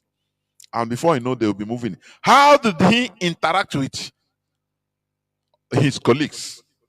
These are things that human beings sit down for years and research and continue monitoring. That is monitoring nature. Oh, when you men lie, you observe nature, and after you see how you can apply it technologically. That is technological advancement. So this macro robots is on my timeline on Facebook. Jonas Raphael. You saw they are just group of ants. They work like group of ants, little things. They interact with each other. Where they can break, they break. Where they can join together to do something, they join together. They can live, so they can be used to in application, in medicine, in human body, in different things. They are working in unison. They can communicate with each other. Macro robots. These are done by human being, not spirit. Can you, when you show it to average this thing, average religious person, it tell you say, "Abona Jehovah che obodo." Onye nche na amụ anya n'efu," which means we don't need military, we don't need security, we don't need border control. When people are saying, look, what are you saying about why you are talking like this about our religion? No, we are revealing the facts. Are you hearing me? Because we have reached to the age of asking questions. What is written in that thing you are quoting, what is written there, it is not for people in this 21st century. Many things there are there to keep you as zombies. Are you hearing what I'm saying? That is what made our people, many of our people now, to be weak, to be behaving, believing, going around, no learning of work, no, they don't learn something. They believe that in miracle, because that is what is pumped in them right from childhood. That one day, you must make it one day, just like that. Their job is prayer. That is their job, prayer. After all, what God cannot do does not exist. They are showing bad example to our population, our upcoming generations. I'm telling you here that man is in control in this world. Are you hearing it? Man is in control. Now, let me continue. The present world order of sovereign states, that is countries, was put in place by human beings. We are calling a country. These are country. Do you think that it was like this before? No. Do you think so? 1,000 years back, it was not like this. Oh, United States of America. No. Before, every boy, if you can go anywhere and conquer and kill all of them as a nation, nation and country is different, for your information. Nation is just a group of people that are bound with one ideology, even by the same DNA. You core values. A nation might not be a country. A nation can be also a country now. But not all nations are countries. But a country is a geographical space. Sovereign is sovereign. And a country can contain different nations. Just like Nigeria. Are you hearing me? So that is it. So the present world order of sovereign states, that is countries, was put in place by human beings. It is believed that modern states with clear borders and an independent government as we know today started to emerge in the 17th century after the 30 Years' War in Europe. That is from 1618 to 1648 between Catholics and Protestants. They call it 30 years war in Europe. They wanted to kill themselves into extinction. Go and make your studies. Some people will say, go and Google. No, I don't only use Google, only Google. No, you go deeper and study. You find out many things. You know, when I say something that Europeans fought tribal wars more than Africa, some people don't understand, but it is true. Europeans wanted to kill themselves into extinction. They fought 30 years of war that ended with some treaties they call Westphalian Agreement. Do you know that after that also, they continued the different wars? They call it 80 years of war in Europe. So that as you are hearing my voice, you are enjoying Europe. What is happening in Africa? Why is it they have mentality like this? They suffered and sacrificed for it. Can you do that? What you are enjoying in Germany today, what you are enjoying in England, in Spain, in Italy, the people, the ancestors fought and sacrificed for it. You never know. When I see some people asking, here, it is not like this here, but in Africa, it's like this. I look at them, I say, no. Well, sometimes it's ignorance self. I'm telling you. They fought for everything in Europe. I say for everything. Religion, they fought. To keep their space, so they fought. To exist as human beings, they fought. Let me tell you, many tribes in Europe are now extinct. They killed them into extinction. Many, they were absorbed into other places. The Witizens, they absorbed them into other tribes today. Are you hearing what I'm saying? So the world is like that. When you fight for something, you sacrifice for something, you have it. You have it. The Fulani are busy fighting wars, although wars they cannot win in our land. They are busy since 1840 today. Do you know that it is history? They are busy fighting. Let's say we stay doing nothing and they conquered everywhere in our land. Another 100, 200 years, everywhere will be peaceful. They become Fulani hegemony. People there will know peace. They will, will be living in peace according to Fulani terms. But later will you know that these people fought for hundreds of years in order to achieve this. That is what happened in Europe. So it is human beings that, that carve out or say what happens in this planet Earth. That is what I'm trying to prove to you. Nothing happened by accident. No, it is humans that did it. So we are trying to also do our own. We are trying to do our own. Look at Kurdistan. Kurdish, they have been fighting for decades, if not even century. Right from the time of Ottoman occupation of Arab land. They are also a people. Oh, there is the European, the Western Europeans. They are very trickish. When they will come and isolate a people that can develop quickly and do things now, they will be dealing with them through their neighbors. Do you know they divided Kurdistan? Kurds is one of the people that are suffering today also. They divided them, separated them into different countries. They did to them like what they did in Africa. That's why Kurds, you have Kurds in Turkey. Not those that are migrated, no. Indigenous people. Turkey, Iran, Syria, Iraq, and which other country? They are there.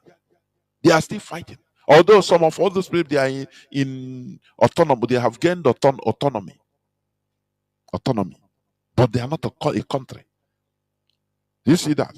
And they are fighting. Someday, this thing they have been fighting for many years, God knows how long. That is how it is. As they are fighting, we fought our fathers fought for 2.5 years and jettisoned, which they fought like heroes. They are heroes anyway, but they shouldn't have stopped, because the war they stopped and put us into. We are still starting it today. We are fighting it today in a different way. That is how the world works. Either you fight for your freedom or you live like slaves. Many of our people love to live like slaves as long as they are getting what to eat. Now, leave this Biafra thing, I beg. Leave what you're saying. I beg, go market, eat. He hustle and build his house with everything.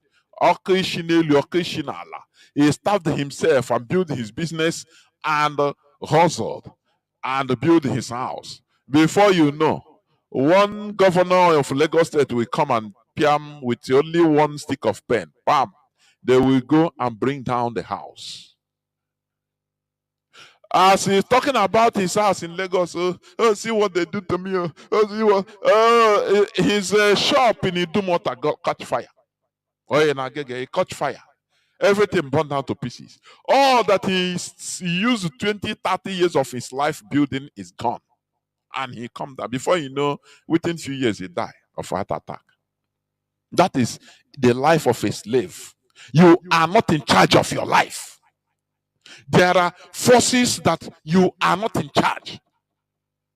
But the fight we are fighting, the fight we are in, the agitation for the restoration of Biafra is to be in charge of our life, so that all these things will not be happening to you or to us. So that there will be no tragedy like this that will be happening to us. Because in Nigeria, they fix it like that. They program it like that. You see our brother that confessed he borrowed $30 million and built up the beach resort in Lagos. Under 6 hours is gone. No compensation, nothing. That is the life of a slave.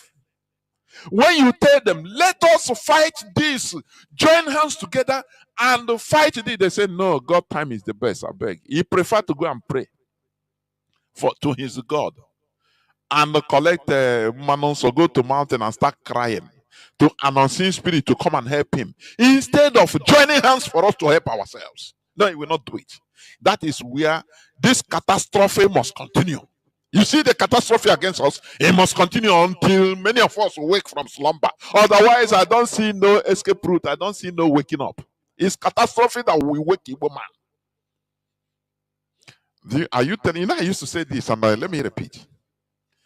1966, why our people rise up to hold Ojuku hostage to declare Biafra? Because no more escape route. They have blocked every corner, no, every cave, every opi. They block it. Igbo man no have any place to lay his head again. Had it been that time, the killing was only in the north. Igbos will not go to war. They will find solace in Ilorin, in Lagos. They call their brother, even if they slaughter thousands of them at one night or millions, let me say millions in north. They will say, oh, anyway, we there for Lagos here. Some we go in lorry, some we go inside different villages in Yoruba land. Say, we are safe here. Oh. No wahala. Let us continue now. If you want to tell them that, even if Ojuku come down that time, tell them, say, no, come, let us fight for it. They say, no, we are safe here in Lagos. No problem. What have happened is God. Give it to God. Let us believe God. They know catch you God there now. No problem. One boy, he's a slave. The slaves, they know it's what gives them courage. How be look when you again? Build, you build. Yeah, slave master will just put to fire. They like to see us wailing. I am telling you. You just on Facebook, when they see Onyamini wailing, oh my house, oh my house of 300 million naira gone. Look at even I cannot put even you know in Lagos the way they suffer our people. But the issue is this: does our people get knowledge? I saw the other time they say they want to demolish houses in Lagos. The people say, okay, they want to carry their now in our house. Okay, let me. He say he went to carry his property inside. They block. They say no. They use police to block them. Say you are not taking anything out. The wickedness, the type of wickedness that they are using against us in Nigeria. No other race in this world can accept it without reacting. But when you tell our people, let us support what IPOB is doing. Look at the effort we are doing. Support it. They tell you, say, nah, no. Instead, you go, kumu, you go prayer. You go, kumu. The Yoruba, but the Yoruba pastor will comfort him. No, you make that money. He say yes. Now your power will take make him. He say no. Now God will give you power now. When you come Lagos, you get anything? He said no. Now, no, be God do I'm saying God could do him again. How much you get for your account now? He said that they are waiting because they have to tell them everything. Slaves, you don't have no secret. Daddy, not only 10 million nine there for my account. That 10 million, use half, challenge God. Send me half right now. You will do it. Oh, Konye, the person that destroyed his house, destroyed his business. You will still give. Hey, yeah, me why? Sometimes I have developed a thick skin because our people, no. When they do all those things, transfer the 5 million, come on, the man will laugh and say, these are the most stupid people on earth. Wait, we're going to deal with honor. When Fulani be watching the thing on Facebook, he will be laughing. Hey, Onyamini, he depend them. They love you. They love when we are willing. Oh, my house, oh, na 300 million. Look, even no pin, even my papers are there. Oh, it's burning. Oh, my shop is burning. They love it. But are you going to help yourself? No, I'm not in charge. It's God in charge. Okay, God will help you. Until we face the bitter reality and understand the dynamics of this world, that human beings are in charge, that we should be in charge of our destiny, and we do something about it, as IPOB is doing.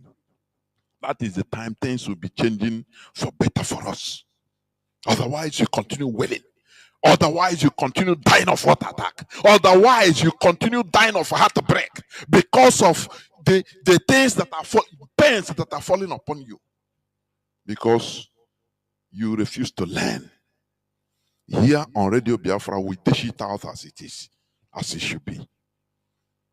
If you don't want to listen, you block your ear or just kukuma close, shut off the radio and continue suffering. That's it. We must continue. Now, let me rush.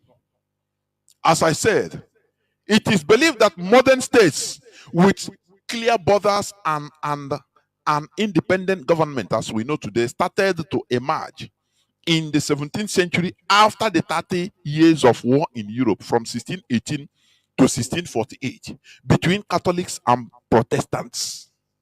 Now, when the religion, they fought bitter wars, they killed themselves.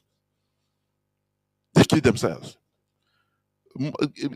What Islam is doing today never reached anything what Christianity did in this world. If we are talking it, people, because that's why when some people are talking, I just keep quiet because they lack sense. They don't understand. They don't study history now, do they? They don't understand things that happen. They are just talking because of what they are seeing in their vicinity. So they talk. Okay. This very devastating war led to what is known as Westphalian Agreement or treaties. It states in principle that each state has exclusive sovereignty over its territory. That is the birth of country sovereignty are seeing today, all these are done by human beings. The order we are in today, the world order, you have a passport. Oh, I have American passport. I have British passport. The country is done by a human being. Before, it was not like that. Before,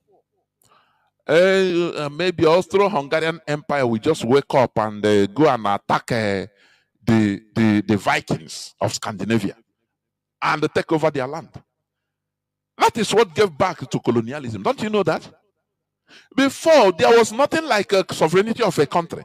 The world was working directly on survival of the fittest. Might is right. That is why Europeans they sent out their criminals, their rapists, killers. They send them around the world. Go and instead of raping here, go and rape in Africa. Go and rape anywhere. If you're down the way, now your problem. You know, but there's something I love with Europeans. I must be honest with you. We must learn. They are always cooperative. They like organization. Do you hear what I'm saying? When the Europeans, the age of discovery, few people start, Ndiobikara, started moving out, entering the sea, venturing to where no other person have gone. Many of them died on the road, on the sea. But when they eventually go and come back, now their government, their king, we now organize them, fund them, turn them, organize people who want go come. They now make it to become organized. It's not like so that they know that if they go there, if they see something good, now government, they will report back to the government. Do you see how things work? It's not no go and do your thing. If it is Africans now, even now in 21st century, every of our people, I say Africans, Ndibo, Biafrans, you go and do your thing. And if you see gold, you come back. Before you know, you carry your family, go and carry and come back. No. Things are always organized so that it will benefit everybody. Not only you that go and pick it. Do you see sense of organization is part of the awakening? Like what I said, if our people, we have to use every effort in our hand, every weapon, every tool in our hand to fight for survival in our land. These stifling checkpoints in our land, we can fight it, we can stop it. But who will bear the cat? When you say somebody said because I have money, tell you say I have money, I beg now 100 naira every day go make me I go stay for one day, rain go beat me, say they protest. So, no, what if they kill me? It will start that no cooperation. Because for him it's okay, he want to do his thing. And everybody will be suffering it. That's it. Until we understand that we can do something with our bunch, we can make a noise and it will work. It will be hard. That is what IPOB is trying to teach, and that is what we are preaching here. Igwebike, that is part of going back to our roots, being in a bunch, being in cooperatives. The way we were, our fathers, our grandfathers, you ask them, they have age grades that build houses for them. Today, all those things are scattered, courtesy of one religion that put, infuse evil type of capitalism in our lives. That is individualism, selfishness. Do your thing, I do my thing. No person cares to cooperate with that. I used to say, if you see this generator, lack of electricity in our land,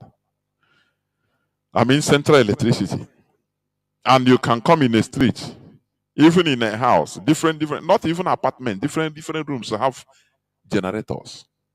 Do you know that people, if it is wise people, as long as Nigeria is not favoring everybody is suffering it. Now, every street or community, we contribute money, and they will buy either giant windmill, solar, or generator that will be serving everybody. And they will put modalities through which they will be maintaining it. People will be paying according to usage. That is organization. But our people, we have not developed that type of mental capability in order to be organized in that way. It's lagging behind, It's part of primitivity. Do you know that? Msege Potandiocha from Spain, from a community. Go and install them in all. Maybe 20,000 of them. Put them in Umudioka or in Omunolo there. Before you know, they will transform. Just remove the whole people. Put them there. In 10, 20 years, they transform everything. When you will say whether this place is part of Nigeria. They will jointly build something. Both the electricity will be cooperative. They will organize housing, roads, network among them in the streets, everything. To the extent, when you come from Lagos, you enter there, you say, no, is this part of Nigeria? Because it is the human beings that Kali were war here. But our people, we have not arrived to that mental capability of organization. That is advanced organization. Everybody is primitively behind, lagging behind. He wants his own thing. Now I want my own thing. I don't want wahala. I beg. I want my own thing instead. I beg. So everybody is individualistic. It cannot be organized. We become inorganizable. In a little way, I'm saying. In a little way. I'm not talking about even bigger government. In a little way, just streets. You organize. I used to say it. Your environment, you are as intelligent as your environment. It's true. Your environment depicts how intelligent the people are. You don't. If Amasekwage wrong mansion there, the environment talks everything. If you want to be the, don't you see a Soludo professor? Oh, he said talk about this how to speak English, how to speak another person's language. That is the standard we measure the intelligence of somebody. It's very sad. We are still lagging behind. If we continue measuring intelligence with speaking of English, whereas you bring a Chinese to come and fix something, to come and build something, he doesn't hear A in English. But leave him, he will construct things that will marvel you. And you pay him good money, go back to China. He built a bridge for you in Anambra, built for you in Iguacha. He doesn't hear A in English. Don't you think, don't all these things make you to reason? Speaking of Queen's English, it's not a standard for measuring intelligence. Never. Never. That is the mistake we made. That is why you see Walter Rodney. Any African country he goes, he also goes to the villagers, palm wine, let me call palm wine tappers that don't speak, to tap from their knowledge. But they brought education to us. Is Western education. Give us a standard that this is a standard to measure yourself with this standard. If you speak nice English, we applaud you and say you are very intelligent. No. It's very sad. Let me continue. Let me round up, please. Okay. So as I was saying, European devastative wars, the 30 years of war, it is the worst war in a European history. 30 years war. It devastated Europe to the extent they wanted to kill themselves into extinction between Catholics and Protestants. Because when Reformation started, He brought wars. For your information, they fought for everything they are enjoying. So, kapụrụ ha aka. Don't stop it. Kapụrụ ha aka. Don't envy them. The monument come, you praise them. That's it. They hustle for it and they got it. Do your own now. No. That's it. They walled themselves into almost extinction. To the extent they at end in 1648, they have to sign different treaties. Two most importantly, two treaties. They call them the Westphalian Agreement. From there now, they recognize the sovereignty of countries. In Europe, but they didn't recognize, they say Europe is a garden, other places are jungle. In Europe, but after they started going abroad, invading people because they organized. Going to America, invading who they can kill. In Asia, the same thing, everywhere. Causing havoc everywhere. Because for them, you have to go and grab anything you can. Any land, any people you can kill. In Zimbabwe, people, according to history, you see, white people started, when they came, they started using horse, measuring, going round villages. Villagers that are living there, they are seeing white people, strangers. They say, what are these people? They don't know that they are they are still living there. Say, they are sharing their land. One, we measure 1,000 kilometer square, 2,000 kilometer square. Say is his own. It's for Mr. Johnson. Within few years, they started giving the villagers quick notice. Say, this is my farm. This is, come on, you people move out from here. These are my. They say, what? This is our fatherland, which ancestral land. Tap! They started wiping families away. Killing. If you don't go, we kill you. They shoot you. They kill you. That is how they acquired their farmlands in southern part of Africa today. They removed villagers. And that is it. Something is just go there now after you defend later. These are the people that we worship that are saints. I think Mazi Mazi said it. Douglas, we call Douglas Road. We use his name to put road. Oh, we recognize him as a saint in our land. You don't know what he did. He killed the Igbo people. He slaughtered even Wedra. But today they are saints. That is the program. When I say that they programmed us after colonizing, after killing us through slave trading, they brought us religion that they are our saviors now. They started brainwashing us in order to calm us from remembering, from not retaliating in what they did to us. People don't understand. They say you are talking against my belief. I'm not talking against your belief. Rather, it's you that came from 1,000 kilometers to my land that are destroying everything that I hold sacred. It's you that is against me. Why? This world is an unjust place, I'm telling you. You see this world? But we have to key in. How people are, you are talking against my religion. Is it that? I said, no. These people that brought this thing, thousands of kilometers, they killed us in slave trading for 400 and something years. After that, now they come to colonize us. Before colonizing us, that is having direct power over us in our own land.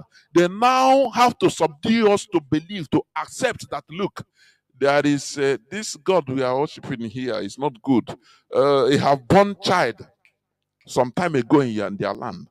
And that child now, they are representing him. They come to save us. We are all sinners. In order to purify them, to make us look at them as our saviors, whereas they are our killers. That is the politics, for your information.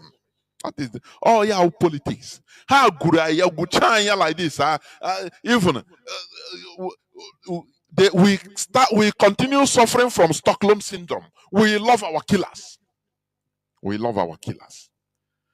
We mentioned, Saint Douglas, pray for us. Hey, he put him Douglas Road to remember him. Somebody that killed, raped, they took our children, our babies, and fed the alligators.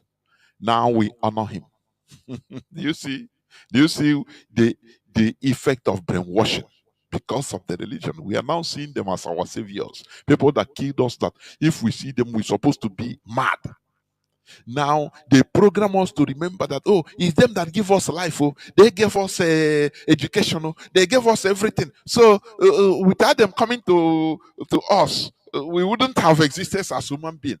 That is the program they put into us, and they still working. It pains me, for goodness sake.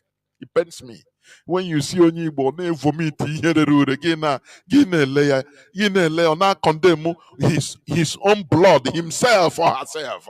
He is talking rubbish for himself or herself on social media. Now condemn onwe ya. Only us. Oh, Chineke. Started praising our killers, people that we should be mad at. Do you know the Germans, they are begging the Namibians, the Namibian, how I forget that tribe, the Namibian tribe. They are begging them with 1.2 or 1.7 billion dollar or billion euros, billion, for compensation on what they did to them. Do you know that? And the people, they say no, we cannot accept that. That is nonsense compared to what they did to us. And they should accept. He said because they were not the tribes. We are not directly involved in the negotiation. So Germany want to flake money on them, float money, $1.7 billion.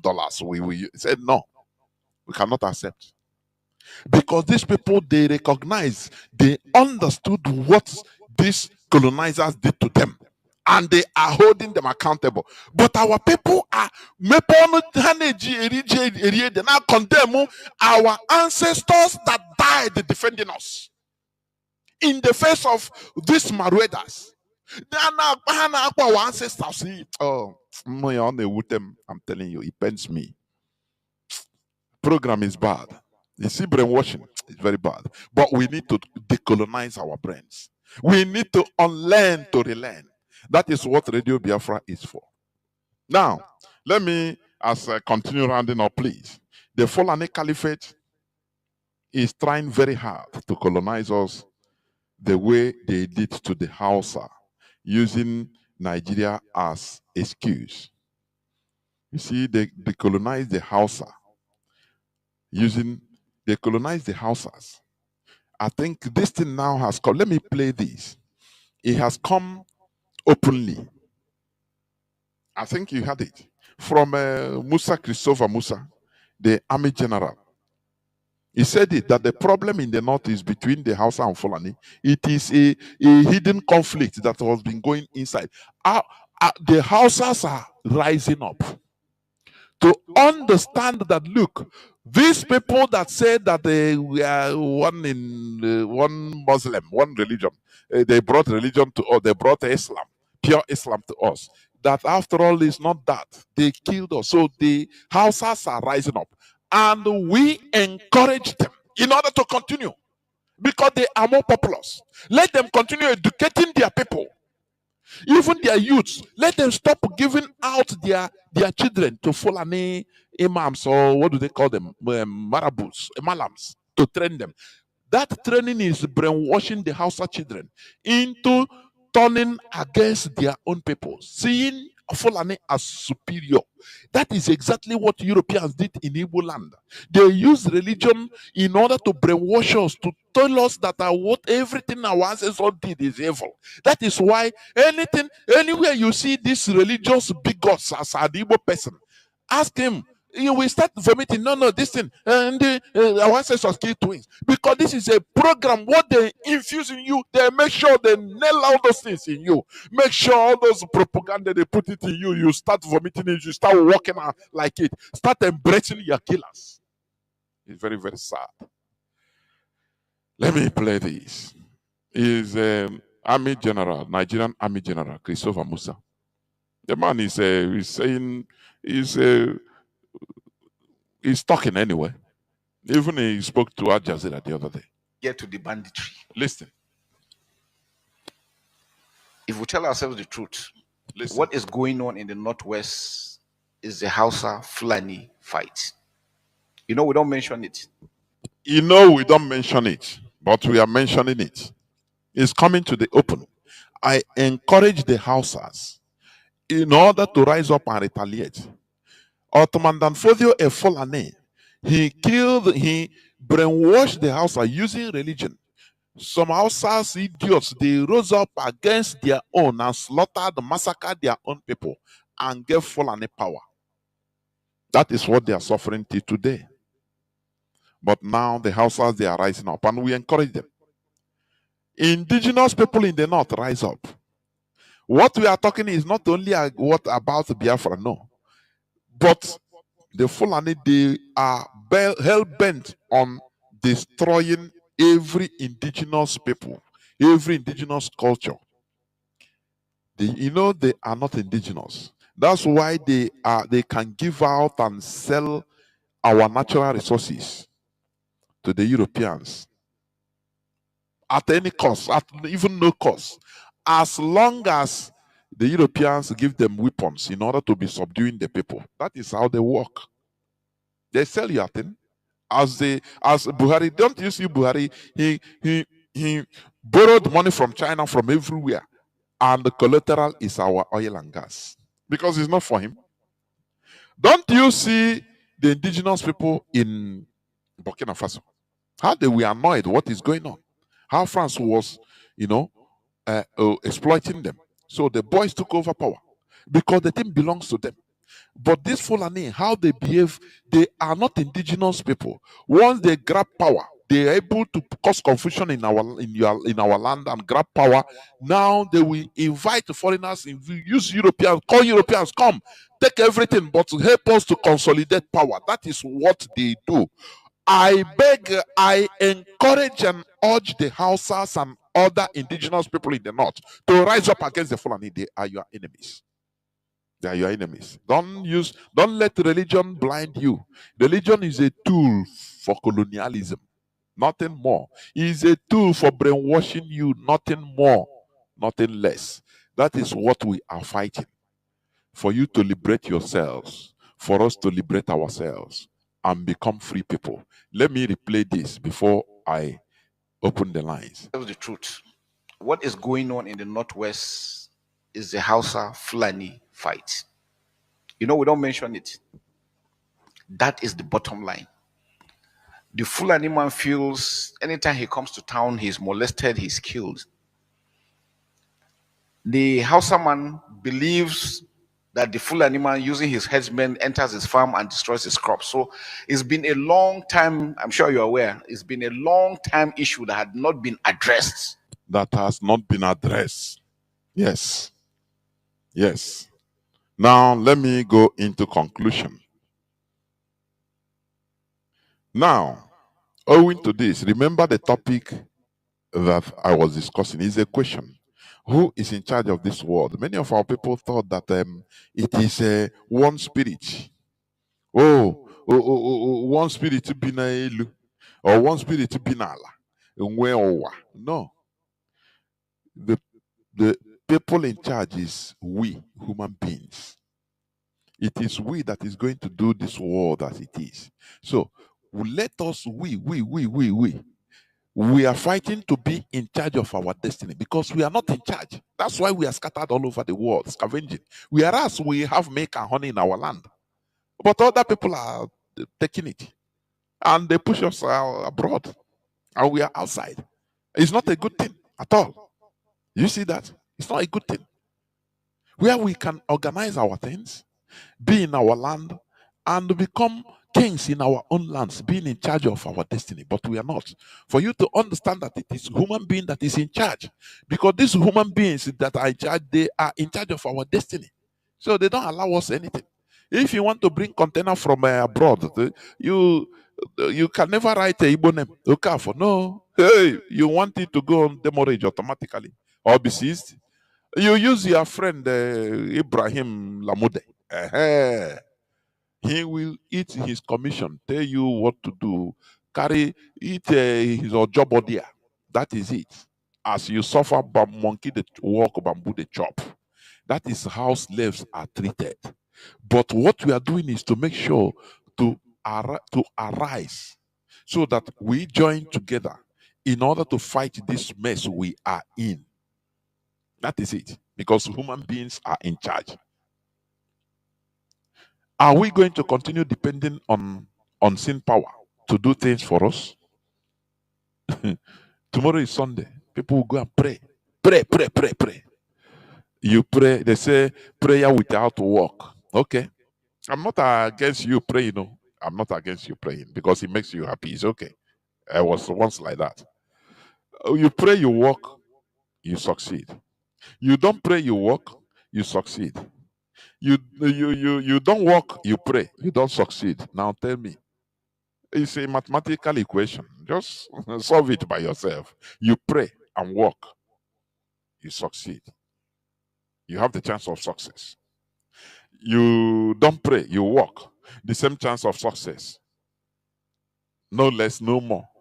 Now, you don't work, you only pray, you don't succeed. Now tell me, what is what, what is the value of x? What is the value of x? Prayer. It's up to you anyway. I said, are we going to continue depending on unseen power to do things for us? Religion makes us superstitious and weak. It gives us fake hope and promises that make us feel relaxed in the face of tyranny and oppression. It make you see somebody, an evil person that is suffering. Yeah, Jehovah Boeze. No, don't worry, God will do it. Don't worry. All his power, you go to prayer, shout, and make noise, and that is it. He's satisfied inside him or her that everything is okay. Whereas the reality is different. Until when are we going to continue? That is the weakness. When you see that people are weak, this thing makes us weak because they give us fake hope. Why do we rise up even to fight? Because Mazi Nnamdi Kanu told us the reality. Things will not be better unless we make it better. It is for us to rise up and do it. That is why we we join hands together as one family in IPOB, contributing $1 $10 €1 €10 penny afọ. In a bunch. We talk, Nigeria government listens. That's it. We don't wait. No, God will do it as every other person. No, don't worry. Don't worry. Just go to church and pray. Just pray. Prayer is the key. Who tell you that? Prayer is the key. We sing it in music. Prayer is the key. Prayer. Who tell you that? What is true? You are just making yourself happy. That's it. Nothing more. You are making yourself happy. It's good for your body psychologically. It's good for your body. You make yourself feel happy, but the reality is different. So we need to rise up. It weakens our capacity to fight back, to regain control of our world. Once we understand that we humans are in charge in this world, we will be motivated to rise up and fight for our own portion of the world cake. Yes, we can do it. We must fight for our own portion of the world cake because we didn't come as companions to this world. I educated people know what we must play. We are a peculiar people that must play our role in this world and earn our respect. We must fight for our own portion of the world cake. You know, as they say, national cake. This one is world cake. Biafra, we must fight to get our own portion of the world cake in order to showcase ourselves. Yes, we can do it. This is where I'm going to stop. I will go into a few minutes break so that when I come back, I will open the lines so that people will start calling in. Please do not go away. I'll be right back.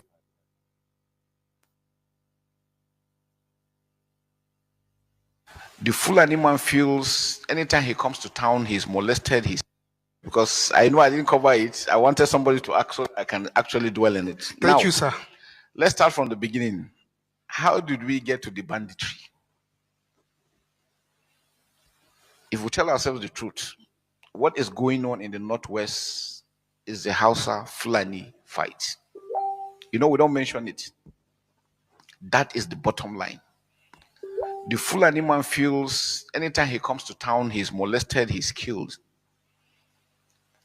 The Hausa man believes that the Fulani man using his headsmen enters his farm and destroys his crops. So it's been a long time, I'm sure you're aware, it's been a long time issue that had not been addressed.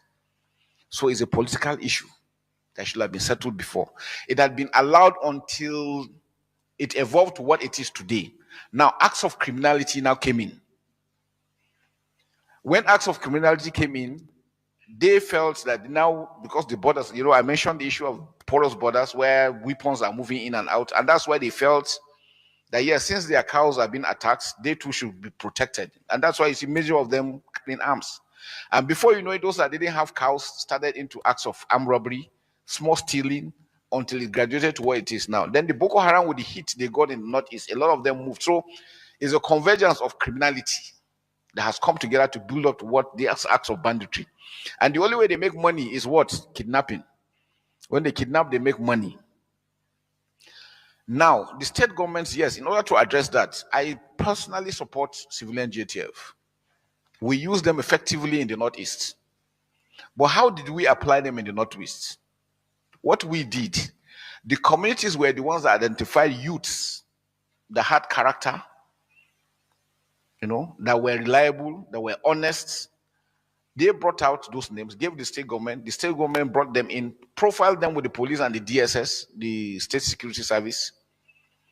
And then they were now handed over to the military. They were trained with the mandate to protect their communities, not to go and attack any other person. Because one, the military, the armed forces, we are not many. We can't be everywhere. There is no country that have security forces everywhere. So their own intent is, the mandate for them is protect your community while the main forces are coming. So you delay them until that. And that's how we have used them. And frankly speaking, they've given us a lot of, because one, they know the areas very well. They know the area. They can tell you where IEDs are, which roads are clear and all this. And so we use that correct. But what we found out in the Northwest is a lot of this were not done. And the danger is, don't ever allow a training to be viewed, the perception of that using one ethnic group. Like I told you from beginning, the issues were Hausa Fulani. Now, if you have civilian JTF that is only Hausa, what would the Fulani feel? He'll feel threatened. And that is what is causing the problem. If you sit down now to look at in Katsina State, how many have been killed so far? Because one, they operate in Northeast, they operate with the security forces.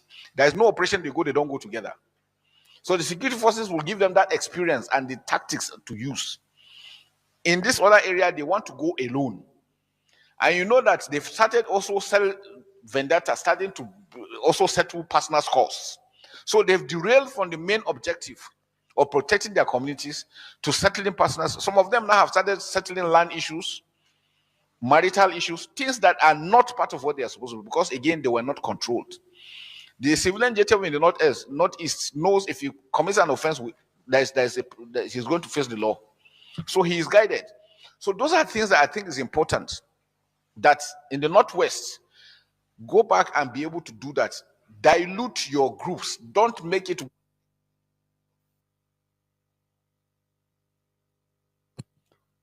Welcome back. This is Radio Biafra House of Service coming to you through Radio Biafra London. My name remains Mazi Jonathan Chinedu'S from Alu province of Biafra land. We are here live and direct. As you may know, today is the 11th day of January 2025. Today is Saturday also. And the topic we treated, the topic of my submission is a question which also you can answer in your own way, but with points, because here we exchange reasons.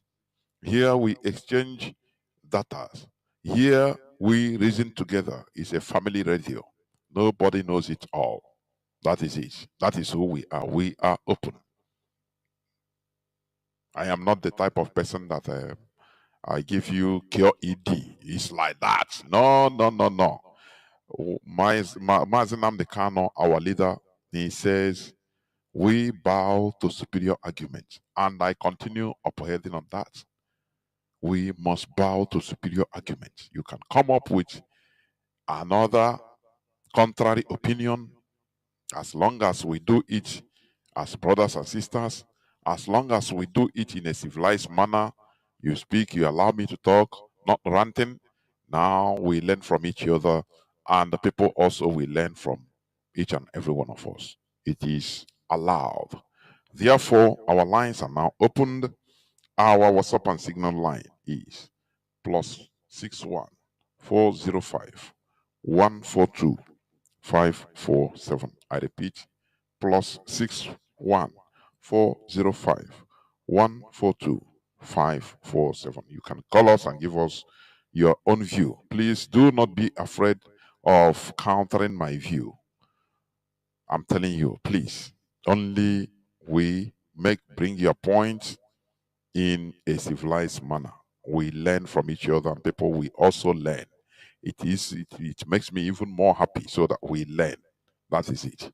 Therefore, once again, as I said, my WhatsApp and Signal line is +61 405 142 547. +61 405 142 547. You can call on WhatsApp and Signal, please. Caller on WhatsApp. Can you hear me? You are the first caller. Can you hear me? Yes, I can hear you, Mazi Jonathan Chinedu. Can you hear me? The whole world is hearing you, not only me. Go on, Mazi. Okay, thank you very much. My name is Sirimen Mazi Chigozimo Keke. Mazi Chigozimo Keke hailed from Eziago province of Biafra land. Mazi, let me go straight to the point and subject of today. Human being, according to the question, human being is in charge of this world. Including even in our ancestors also participated being in charge of their own territory before the colonial eras. The religion people are meant to be practicing today, it was created by human beings.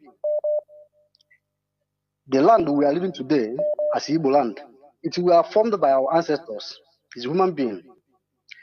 But human being inculcate many tradition and religion in order to help themselves, just like our ancestors did.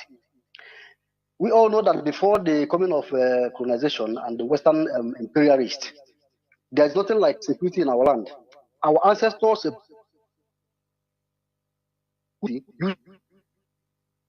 using what they have, which they call aloposi, that was translated to the alosi. This thing didn't stop them from doing so many things, but they use it in order to put a kind of law on them on their own to maintain, so people have a limit of doing something. Like in the community, people will gather and bring alosi and say, if you do this, this alosi will end your life, and people will obey. That is how they put law in our land. Then it is that we use our own culture to put law. That is why we don't have army, standing army then before the white man came, and it was working for us until they came and destroyed everything. So human being is in charge of this world, and if we don't evolve to being in charge of ourselves, our life, and our areas, then people will do it for us, just like they are doing today. You know, they infuse this their religion on us and they take away our humanity. Then we become dependent on so many things. And we see spirit, even living our own that is more supernatural, and taking other people who we don't know how it was formed. So let me stop on that. Human being in charge of this world. And that lead me to what is happening in Igbo land today. You see what happened to Ohaneze, so-called Ohaneze election. I realized that Tinubu, after coming to Enugu, there is some kind of secret meeting he had with this Eastern governors. That is why they were able to put this kind of confusion. So they know that our people have pressured them, our people have pressured them to making sure that this Ohaneze rotational go to River State. They have to. That's why the Tinubu tell them to create factions. The man who won the election by people who people choose is Barrister Uche Okuku. Then Eastern governors, according to their own slave masters, gave them this man they are parading today for Menugu House. This one is political Ohaneze chieftaincy. But the one people choose by themselves is Uche Okuku. That means we are not in charge of our destiny. People is in charge of our political structure. That's the problem we're facing today. That's why you have numerous of taking points. Our people cannot come on themselves and say, like Josh said, come in unison. Let us peace. You know, people have mercantile mentality, as you always say. They want something now, like what they're expecting in that to stop that taking point now is when people go IPOB carry gun, begin to shoot everybody, pursue police. Hey, they will say, yeah, this is how. But use your common sense, just like an ant. Do something to achieve a common goal. You cannot do it. We either wait for miracle or wait for when people bring gun and they start shooting. That's how people think. We see how we still don't have control over ourselves, and that's which IPOB is doing. And that leads me to Fulani hegemony. Fulani has been in unison, fighting for one goal for one time ago. Ordinary Fulani man know what the ideology is to conquer people, take their land. People in the streets, people in political arena, people everywhere they are going for one goal. And another revolution said that Fulani now is trying to enter Christianity because they see that our people are Christianized. So they want to use that Christianity to enter us in order to penetrate us. And what our people are too how do I say it? In the Bible's brain. When they see Fulani now come to Christianity now, then we join. All of them will join. Hey, this is our brother. People Fulani are repenting now. Then they will hand over the leadership of Christianity from there now let us and finish us off. So let me stop now so that other will contribute. One being is in charge of this world. Thank you very much. Thank you very much. You said it all. What is happening to us in Nigeria? It shows, some people will say, you people, see Igbo people, you cannot even ordinary Hanes and Igbo, you cannot even have one voice. Talk less of when you have your Biafra. Come on, shut up. Stop judging us with Nigerian situation. We are under occupation. Even if things are moving well, the caliphate in charge of some of all these politicians, we tell them, why do you allow? They will activate them. So, yeah, bring kata, and they will do it. That is it. So we are not in charge of our destiny. We are not in charge of ourselves, as our brother said. It's true. That is why you see all these things. Once we imagine that we have our sovereignty as a people, imagine. Now, the people will bring out or elect somebody. Now, only few politicians will say, no, we bring out, come on. The whole millions of people will gather and go and throw those politicians into, throw them into dustbin, as they did in in Poland or one country. Carry the politicians, just carry them. As they are there in Enugu, just carry them. How many are there? The police and military protecting them, now our own people. They will not never shoot, they will just be laughing, watching. As I watched that video that time. The population just came and start carrying the politicians, throwing them into dustbin. If they want to come out, they keep them there. But we cannot do it in Nigeria. If the population tries to do it, the politicians they will activate they will tell their masters in the north, they will send in Asorok. Asorok will send military to start shooting everybody. So that is the situation we are in, and that is why we are fighting to remove ourselves from that mess, so that we will be in charge of our destiny. Caller on what's up? Can you hear me? Call on WhatsApp. Go on, please. Me? Call on WhatsApp. Yes. Are you not on WhatsApp? Yeah, Go on. yes, I am. Thank you for taking my call. There we go. Mr. Ibokwe from US. The Yeah, thank you. What you said is a whole lot of things that cannot be answered in 2 minutes, but I'll just make brief with it. Like you said, you made mention of Europeans, the white people, Europeans, doing this, fighting wars, all the rest of them. But if they fight wars and did everything, both religion and that, why is it that they still having problems? So the question now is right. It's a dual, it's a combination because right, you made mention of natural law. So I want to point that one up to you as a man of law. When you say natural law, what is that nature of? So it is supposed to be a dual combination of a man controlling the world in in the guideline of the creator. It's not being too religious. You have to apply, like now when you go to court, you put your left hand and raise your right hand and say, do you swear that anything you say is nothing but the truth, so help you God? Who is that God? That is the creator. So he created us and gave us laws to abide. And if we don't abide on it, we have consequences. For example, those people that brought Christianity, all this, they stole the Bible from us and translated it from Hebrew to Greek. So it was, and then also they entered into esoteric powers to control the world. So they are not really, they are deviating from the natural law. So that is it's a combination. Somebody created us and gave us the right to live, but we have to live according to the law of nature. And then if you don't, we have consequences. That is why the whole world is in trouble. No matter the technology, okay, technology going into space and doing all these kinds of what has it brought? What has it brought peace and unity and equity in the world? The answer is no. There is still slavery, and slavery will continue. There is still ineptitude, there is still inequality, and it will continue because we are deviating from the rule of law, which is natural law. So what that is what I'm trying. And then finally, I will Yeah, just Mazi, say one thing. Yeah. before you go dive into another topic, please let's discuss this. What you said. You talk No, about that is what I'm discussing. That is yes, exactly what I'm trying to define two yeah. laws. Just hold on. You Okay. said about Okay. natural law. Uh-huh. That because of it, that is the reason why there is no peace.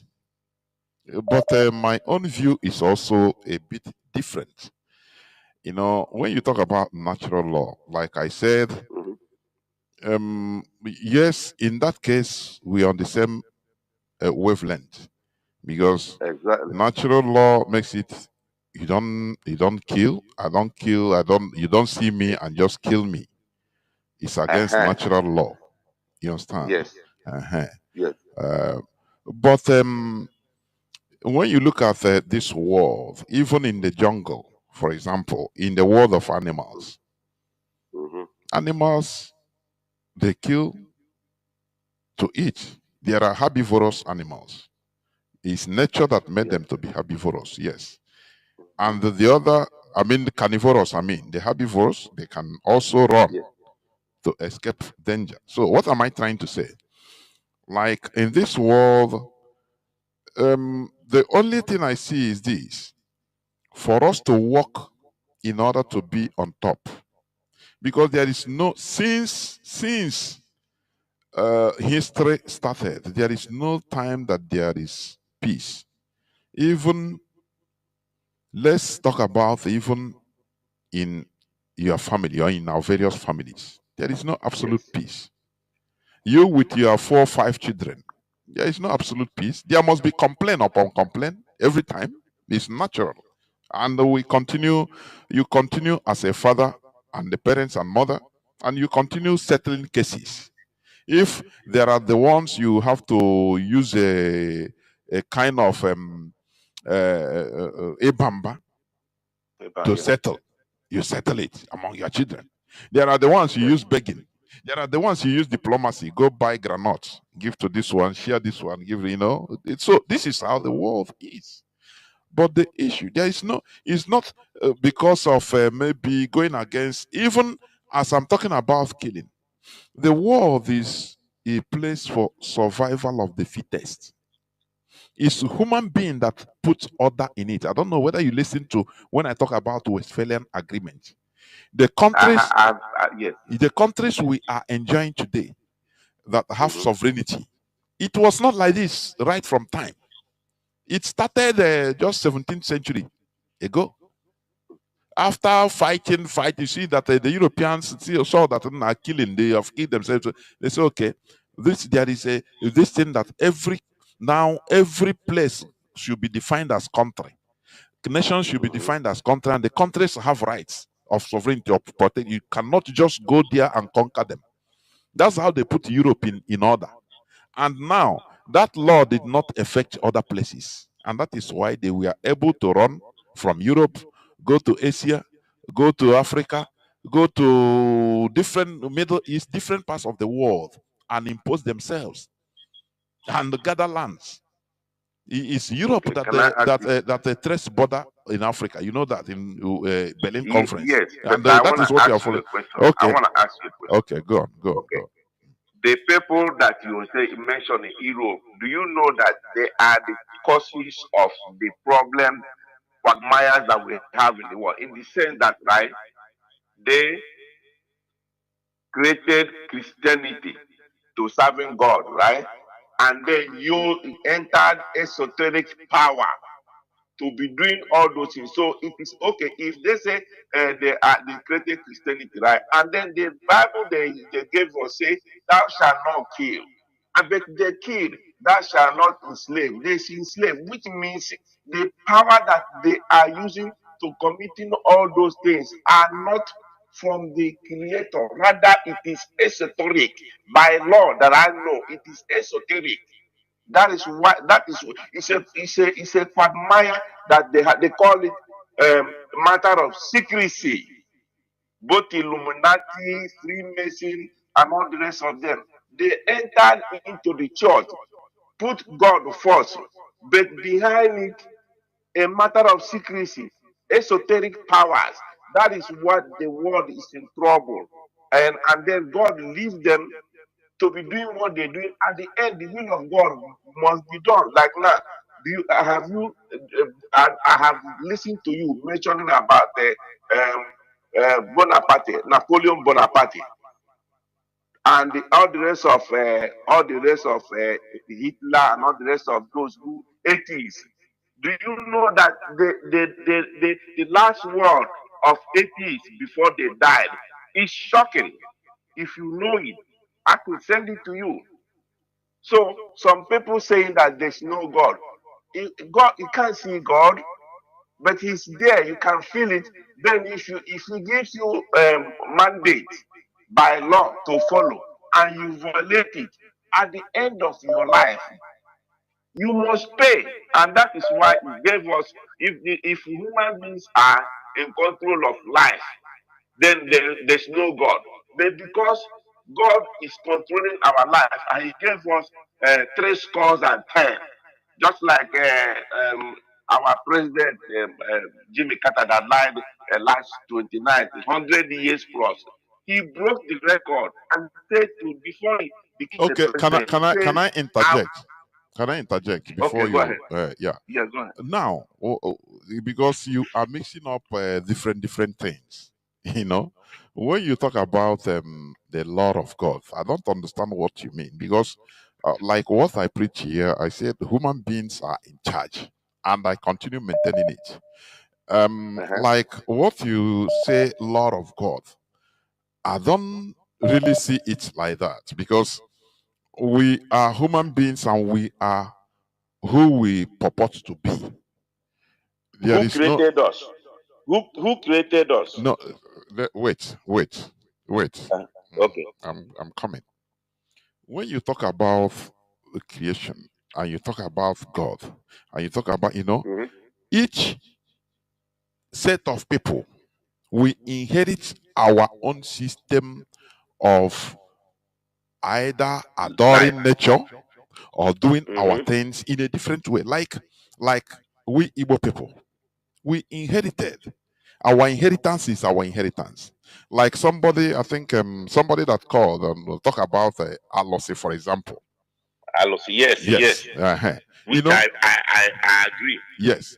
It's a way of, because there is no way you can organize a people, a nation, without an ideology.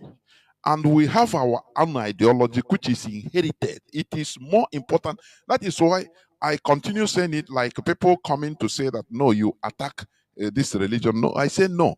It is good for them, but not, it causes confusion for us. Because, Exactly. first of all, what works for them, it Does might not not work work for for us. us. You Yes, understand? I agree. That is why many countries, like in the Middle East, you go to the Middle East, you see that many of them were also colonized by the Europeans. Like India also, they were colonized. Mm-hmm. But the difference is that they refuse to accept their own, that foreign religion, that is their culture, Religion. ideology. That is, they refuse it. They continue on their own, and it's working for them. Like in Saudi Arabia, they were colonized. Saudi Arabia was formed. There was a country only 1932 yesterday. 1932 It's true. only. You understand? So, but they Yes. didn't accept this Western religion.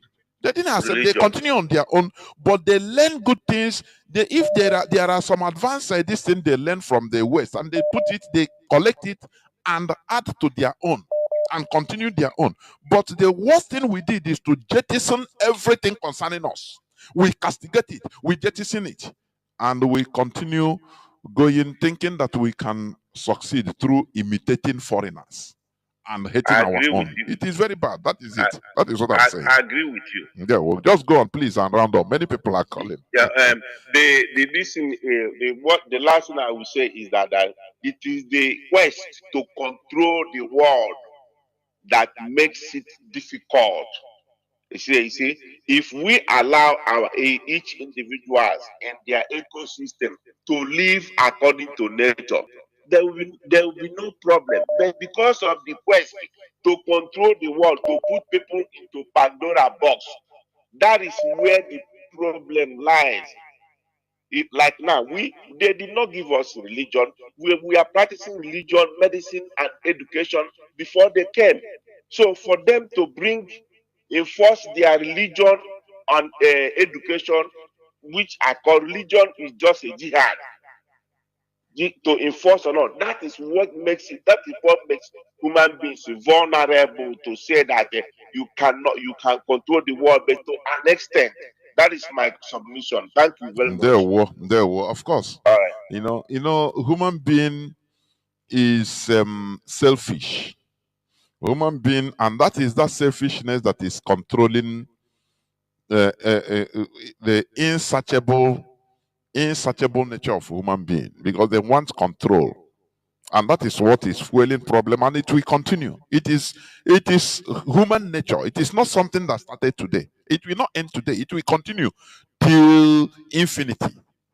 Donald Trump, he said he never entered, he said the Greenland is for they need Greenland.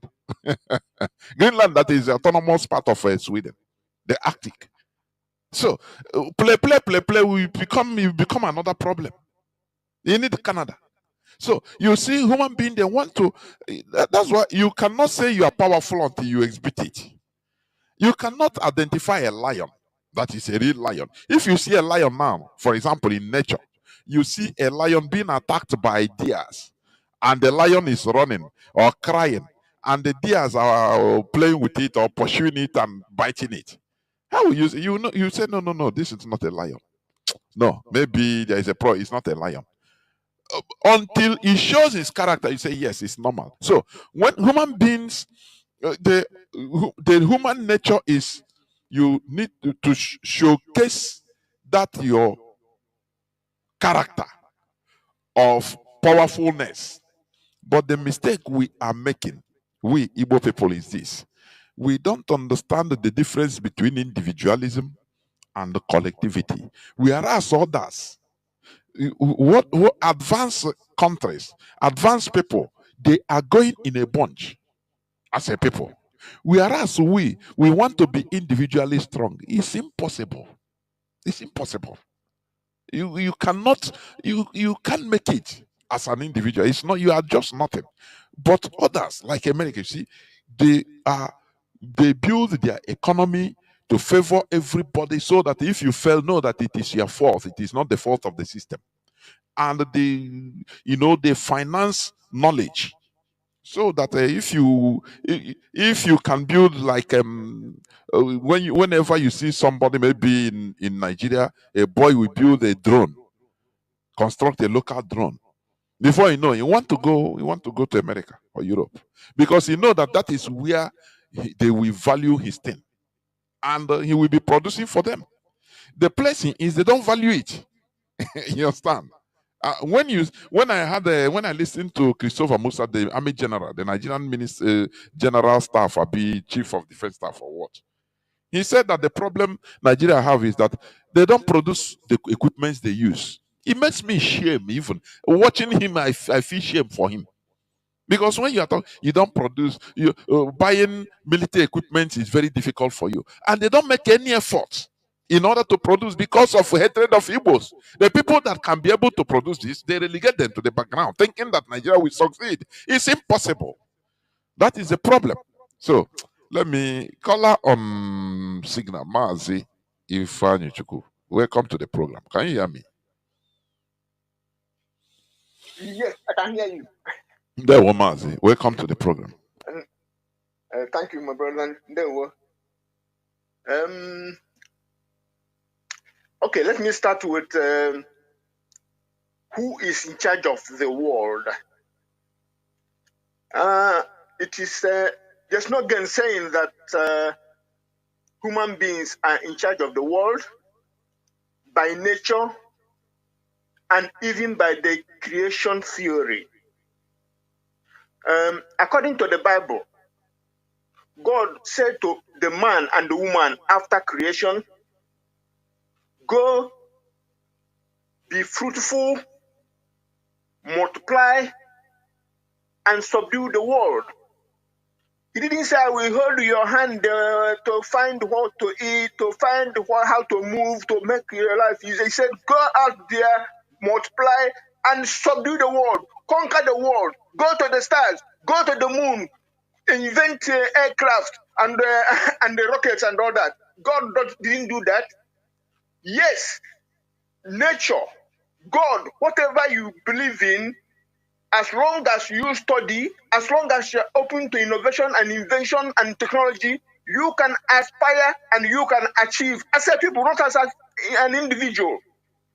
Because not everybody is given the knowledge of calculation, and not everybody is given the knowledge of literature. So according to your ability, you must contribute to your society according to the need of the society, not according to your prayers or fasting. Again, from the beginning of mankind till now, humanity are developing and advancing by applying practical knowledges and reasons. There have many, there have been many civilizations and empires, many inventions and discoveries.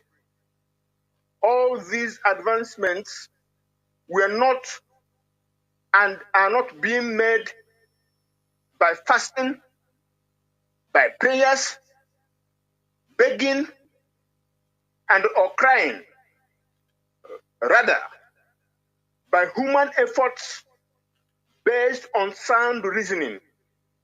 So it is a question that mostly Africans need to be conscious of, that development, advancement, job, work is what makes a society move and advance. And the government, don't harass God every time.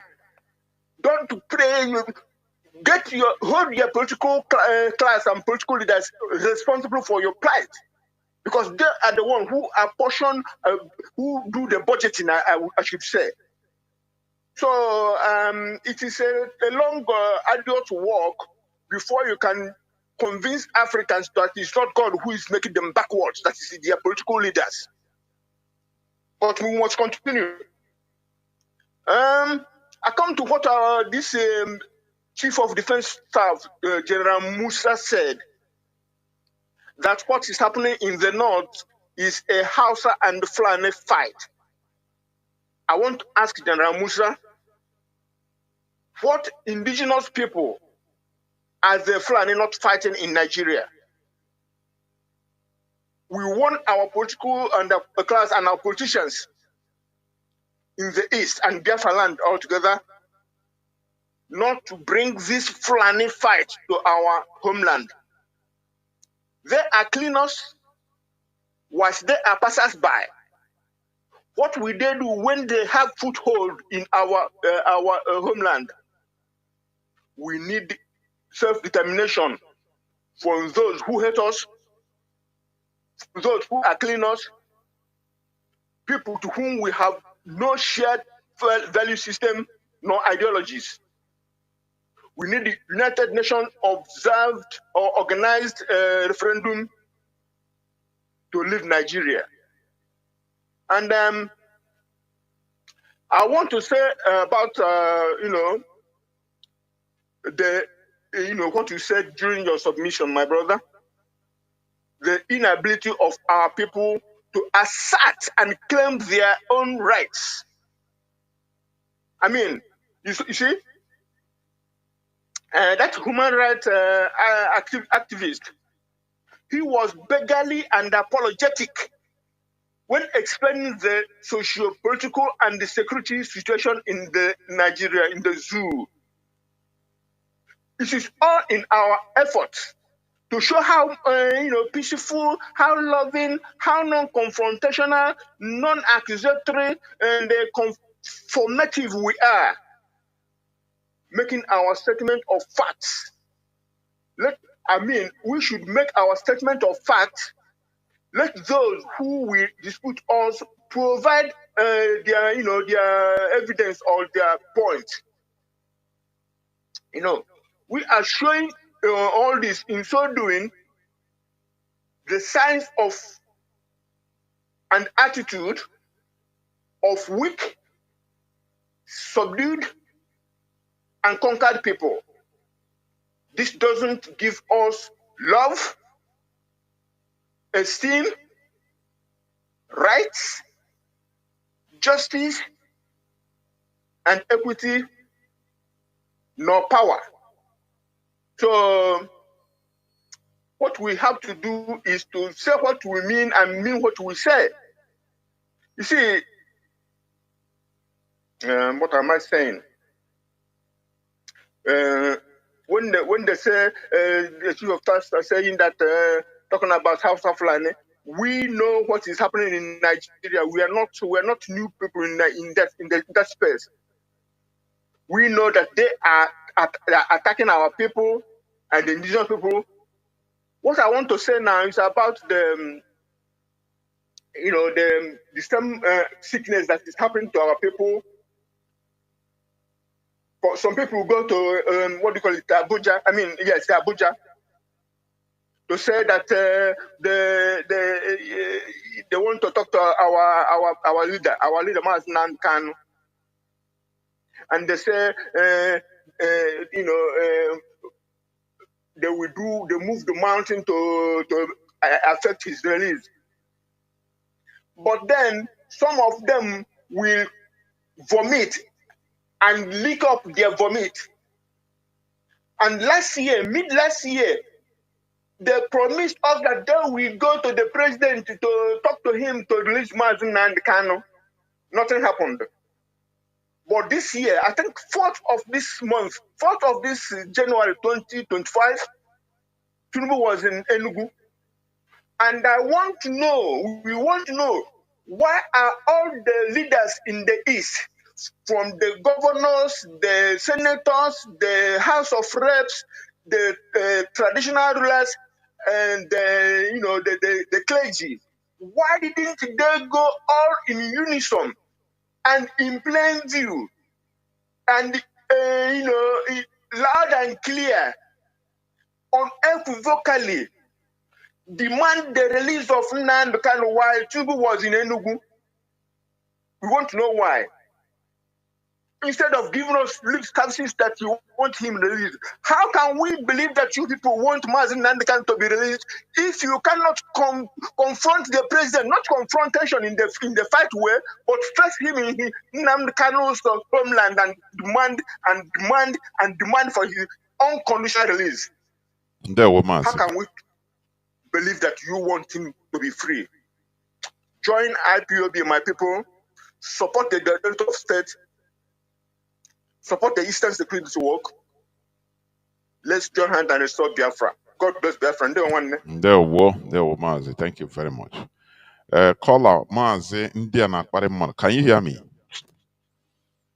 This is me, sir. Good evening, sir. There were. Welcome to the program. I'm coming precisely from Ngwacha. Sorry, from Enyimba, Aba. I want to thank you so much for being there for us, and I want to thank all IPOBians. Precisely, my special greetings to Director of State and also to Mazi Nnamdi Kanu. And our House of Media, you are doing a good work for us. Let me start by saying this. I got an understanding about this world, which I define to be, how do I put it? You know, when you say someone is surviving from a means of any particular life endeavor, I tag it to be what they call business as usual, to somehow modify our ignorance and our sense of reasoning down here in Biafra land, or so-called Nigeria, entirely. Now, why I'm saying this is this: if really that the Nigerians, the people who are united together illegally and called Nigerians, have waken up to know what is playing out. My question is this, sir: we have preached this gospel for long, like 10 to 11 years now. I want to ask you, no, I won't say ask you. I want to ask other IPOBians, but on your own, objectively, you can contribute. Because if I say I want to ask you, it seems as if I want to poke nose into the affairs of Director of State. No. But what I want to ask here is this. I remember when Mazi Nnamdi Kanu used to go to sit down with this idiot, and when he get there, they will tell him, go and tell them this, do this and do that. He said, no, I'll go and deliver the message as my people send me. I'm just a servant to them. Do you understand? If they accept, I will accept. Do you understand? And it got them pissed off, and they wouldn't want that reply from him. So now I'm asking, there was a certain time I was seated with a lecturer here in Iwocha, and the man was telling me, he said, let me tell you why Biafra will not come. I said, tell me. He said, it's because our father, Ojukwu, did not give a particular promise as a share to Isaac Borough Park that died then. So I say, how? That you and me as a brother is going to wage a war against our family, and you are asking me what would you derive engaging in that war? Does it make any sense? He said, no, it's not in that context. That you want to let me know what played out. I said, okay, fine, no problem. So coming now to ask this question, please, if anybody has the answer, give me.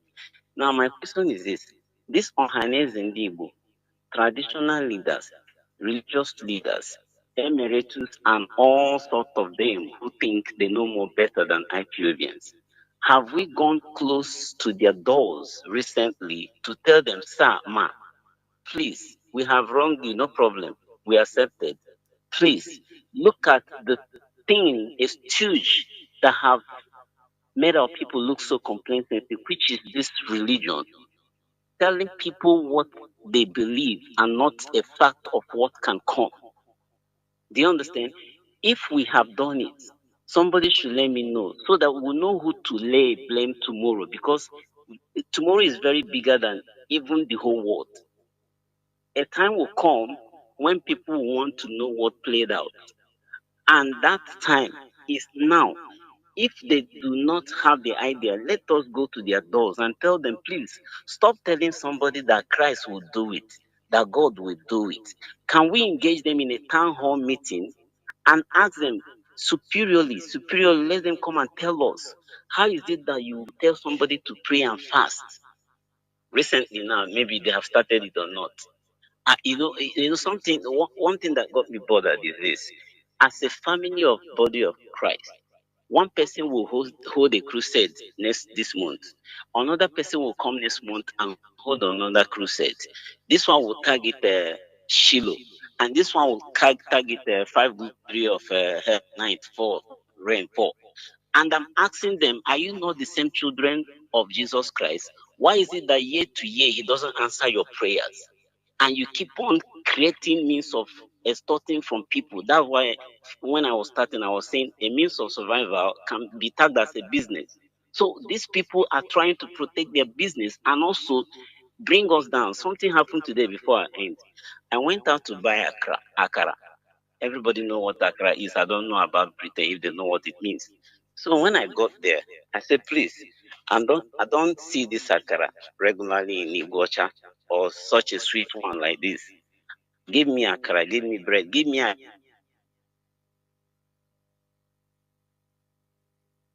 Mazi, corn, you grind and all that. I said, sir, can you hear me? go on, So go at on, the go end on, of this, Randall. while I was paying them, okay, I'm rounding up. He said, no, I said, child, we are doing Ugwaja Woku. How will I eat tomorrow? He said, no, no, she has to respect Sunday. I said, what is happening? I said, okay, no problem. But to me, it doesn't really worth it. At least you can open and make your money. Then next Sunday, you can go and give them your part.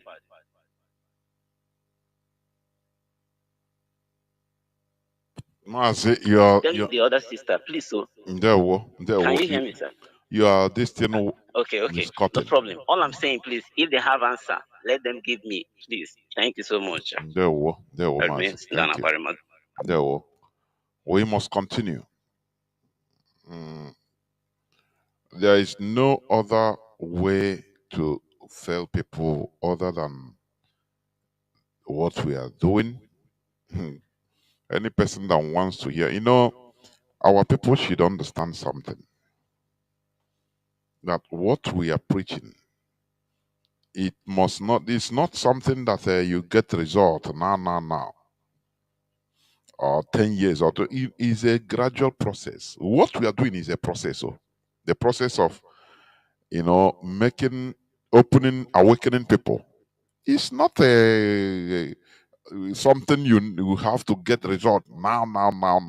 When we study all these things in history, written, this thing started 1514 and ended, they got it in 1582. Check the year. you check the number of years, but it's gone. That's why it becomes so easy. So, but the people that we are suffering at that time, that process, they underwent the process. It was very, very hard. So, we should understand this, that all we do is sow the seed.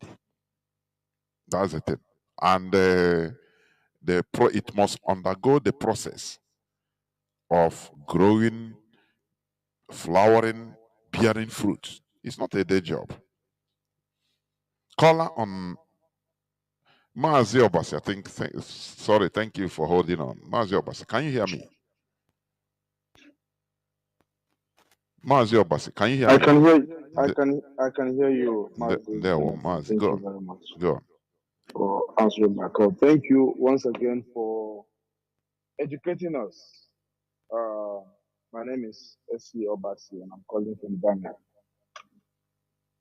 I've always said I will continue to say this. I won't be tired of saying it. The IPOB has come to liberate our people in every sense of it. And every Biafra is doing a great job in our lives as a people. For the first time, we have a mouthpiece, that is IPOB. You see, in every broadcast I listen, at least before it ends, I am always blessed with one knowledge I will not forget. When you were talking about the history of Europe and certain tribes that went into extinction and trying to liken it to what will have happened to our people if IPOB had not come in the next 100, 200 years, I started to begin to follow up with also a research whilst you were speaking. Then I wanted to get the list of tribes that went into extinction in Europe. I found this interesting tribe among them. They call them the Germanic tribe of Vandal. Their tribe is Vandal. And where they migrated from, forced immigration, war, through many places to arrive somewhere. But from that place, I was prompted to ask, is there any relation between this tribe and the word vandalism, to vandalize something? And guess what? Lo and behold, it was actually coined out of their name because of their destructive rampage during that time in any city that they come across. Now, the point of narrating this is what your broadcast tonight has prompted me to research about. And I have gained this additional knowledge, even if it's just one word. I have gained this additional knowledge because I listened to Radio Biafra this evening and because I heard you speak. And this is how thousands and thousands and tens of thousands of people around the world are also learning one or two things every blessed day in every broadcast they listen to. If you do the math, you will understand the impact of Radio Biafra and why we can never stop to show our gratitude, and why we can never stop encouraging others to listen. If you are listening, help those around you as a Biafran to listen, because this is a university of its own. If you listen to Radio Biafra and you don't learn anything, it means you weren't listening. You were just playing the broadcast. No, Mazi, Jonathan, I won't speak much today. I just wanted to share this to encourage everyone who is not listening to listen. No, Mazi, Jonathan, sorry. Dodrege Mazi Obasi. Thank you very much. Of course, the Vandals. Of course, we must continue. Caller on. Let me see. Caller on WhatsApp. Can you hear me? Caller on WhatsApp. Yes, Mazi Chinedu, thank you. There we- Yeah, to answer your question, what rules the world or something like that? Who is in charge of the Who is in world? charge of the world is the person who has power. The world is about raw power, ability to exact the power to be able to exact either violence, either influence, or either denial of just to inflict pain. That is who rule the world. So if you look around the world, it's not who's praying or who's all those praying and religion is just a cover. But the only people who don't understand this is only black people in general and the Igbo people in particular. And somebody was talking about natural law. No law, whether it's natural or however you name it, means anything without enforcement. And what do you use to enforce the law? Is power. You should be able to exact force, authority. Any law without enforcement is useless, is nothing. That is why in Nigeria there are so many laws. But the people who have the real power will enforce the one they choose to enforce. And therefore, whenever we as black people, if we really want to tell ourselves the truth, especially in the Igbo, whenever we're talking, making an argument, we should always have it in the back of our mind that we have been inherently Europeanized. So we have to be conscious of our westernized mindset. We have to be conscious that we have been programmed for, and it hasn't been long, it's only been like what, maybe 100 years, from the amalgam. Okay, before the amalgamation. And how did they do the colonization? The same power of violence. They had superior gun called Maxim or Maxim machine gun. They were what they were doing in Igbo land. They were clearing villages, and they would say, "Hey, you can't even rebuild what we've burned down until you guys fish out the whether it's a Kumek or whoever is giving them problem." That is power. It's not because they are Christians, or it's not because of how they prayed. Or religion is just a way for human beings to convey that idea of power. So it's just a smoke screen. But behind religion, what gives force to religion is that the human being's ability to inflict violence over another and control. Why does Nnamdi Kanu talk with such authority? Because when we hope Kwaba, IPOB, and the people that are dealing with him knows that he can unleash the power of IPOB, whether it's through propaganda, whether it's through or just to make an announcement na Radio Biafra, and people will follow what he says. That is power. He didn't get it by praying, or it's by hard work of organization. So that's what people should understand, that religion should be the last thing at the back of your mind in terms of solving your problem. Your problem is solved with organization and hard work. And part of that hard work is protecting yourself in order to gain power over other people. Gaining power over other people also involves protecting yourself. That's why Donald Trump can just wake up and say, "Hey, I want to take Greenland." And if he really wants to do it, America would do it. Why? Because they have power of violence, or power of influence, like what they did to Haiti. Yes, Haiti defeated France and defeated Europeans, but Haiti was in the center of European allies. What did they do?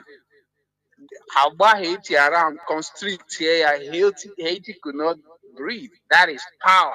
It's not about whether you pray to Chukwu or Jesus or Allah or none of that. Thank you. There were.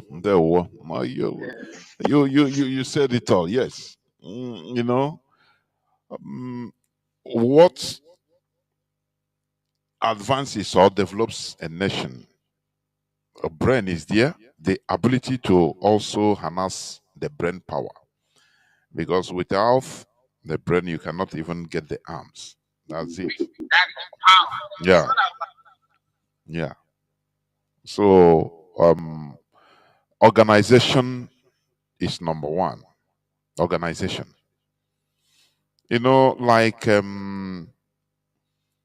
in terms of like example you gave about Haiti, it's very, very sad. Many people don't understand what Haiti went through. When you hear in the mainstream Western media about the suffering, how Haiti is lawless, how they are killing each other, gangsterism, this and that. But it's them that did it. Had it been Haiti, it is now that Haiti maybe have the independence. They couldn't. The West could not have their way. I'm telling you, because that time African countries were not. That was 18th century, 17 something, 18th century that time when Haiti got independent through their fighting.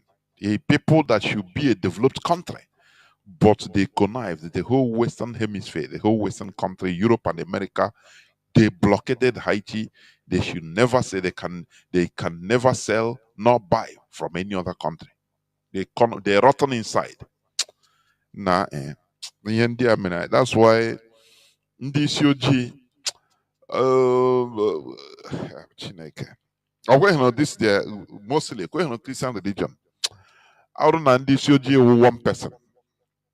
I was strike say we reject this religion because owing to what these people did to us as black people, I'm telling you, it's very sad. They blockaded the same way they blockaded Biafra. And our people, we died of hunger more than of bullets, to rotten inside. And they imposed, they imposed colonial debt on Haiti. That time, 40-something $billion, amounting, if not up to $1 trillion now, which they finished paying. I think all their home money, all the home money they are making, they were paying debt. These people, ọ na-eme m na-ekwu ihe iwe ọkụ na-apụtakwu m n'ime because ọ ihe ndị m ga-asị na ọha wepụtara m onye nzọpụta. Chineke kwena ihe ọjọọ. Ndị gbagidere anyị wiked mee anyị ka anyị ghara ịdị ndụ, ndị ọwụna bụ ndị isi ojii, mana stupidity na-eso anyị. But we must continue. Caller on signal, you are the last caller, please. Mazi, can you hear me? Go on. Yes, Mazi Jonathan. There we Mazi. My name is Mazi Fani. Mazi, the answer to your question is this. Say who owns the world? Who is in charge? Who is in charge? I stand. Who is in? You say who is in charge of the world? Yes. Who is in charge of the world? Who is in charge of the world? Human being is in charge of the world. As you know, they use religion to deceive our people. And that is why our people, you see one of our brothers that called, he understand the question. Start talking about creation of the world. You see, that's what religion caused to our brain. Mazi, when the human being was formed, we call him a special animal because if you look at the diagram of human being, when a woman was inside the womb of a mother or a woman, you see that when you look at it, it doesn't look like a human being until stage by stage, until the child will now come out. And that's how everything look like. Why we are special animals? Because we have sense and the ability to reason. And they also capacity to modify and develop. That's what makes us special among animals. But they use religion to confuse our people and make our people to always think that God is the the owner of the world or the in charge of the world. And that is why our people embrace religion. Mazi, the fact is this, nothing like religion in those olden days. People embrace humanity. People fight for humanity. People make sure that justice is done. But these white people now look the way that our people used to fight their own cause. For instance, that time if you come to our villages, there is a way our forefathers used to fight their wars and they bring justice to the people without any other interference. This thing was going on until white people now saw the beauty in Africa that now informed religion to control black men or control Africa. Religion was formed to control Africa and they steal their resources because they want to be in charge of Africans. That's why they form religion. But our people do not understand these systems and their ways. And that is why they condemn the way of our life. Everything that was written in the book which the white men bring to us, calling it a wedding, traditional wedding, our people have been doing all those things. You pay the dowry for you to marry. To tell that you are the father, you are in charge of that family. And if your daughter, the man did not pay a dowry, you know how our people react. You can never be stand in that marriage as a father, even to bless the child. To tell that you are in charge. Mazi, to tell that the human being is in charge of this world. But our people was deceived by religion, thinking that everything will fall from God. And that is why sometimes they say, leave everything for God, leave everything for God. And that is why we are dying, perishing. And that is why these white people are coming to our land and stealing our resources. We also want to be in charge of our generation to our generation.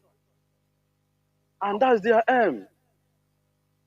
And that's then give us religion for we to embrace superstitions without focusing in the reality. As human beings in charge of the world, nobody else.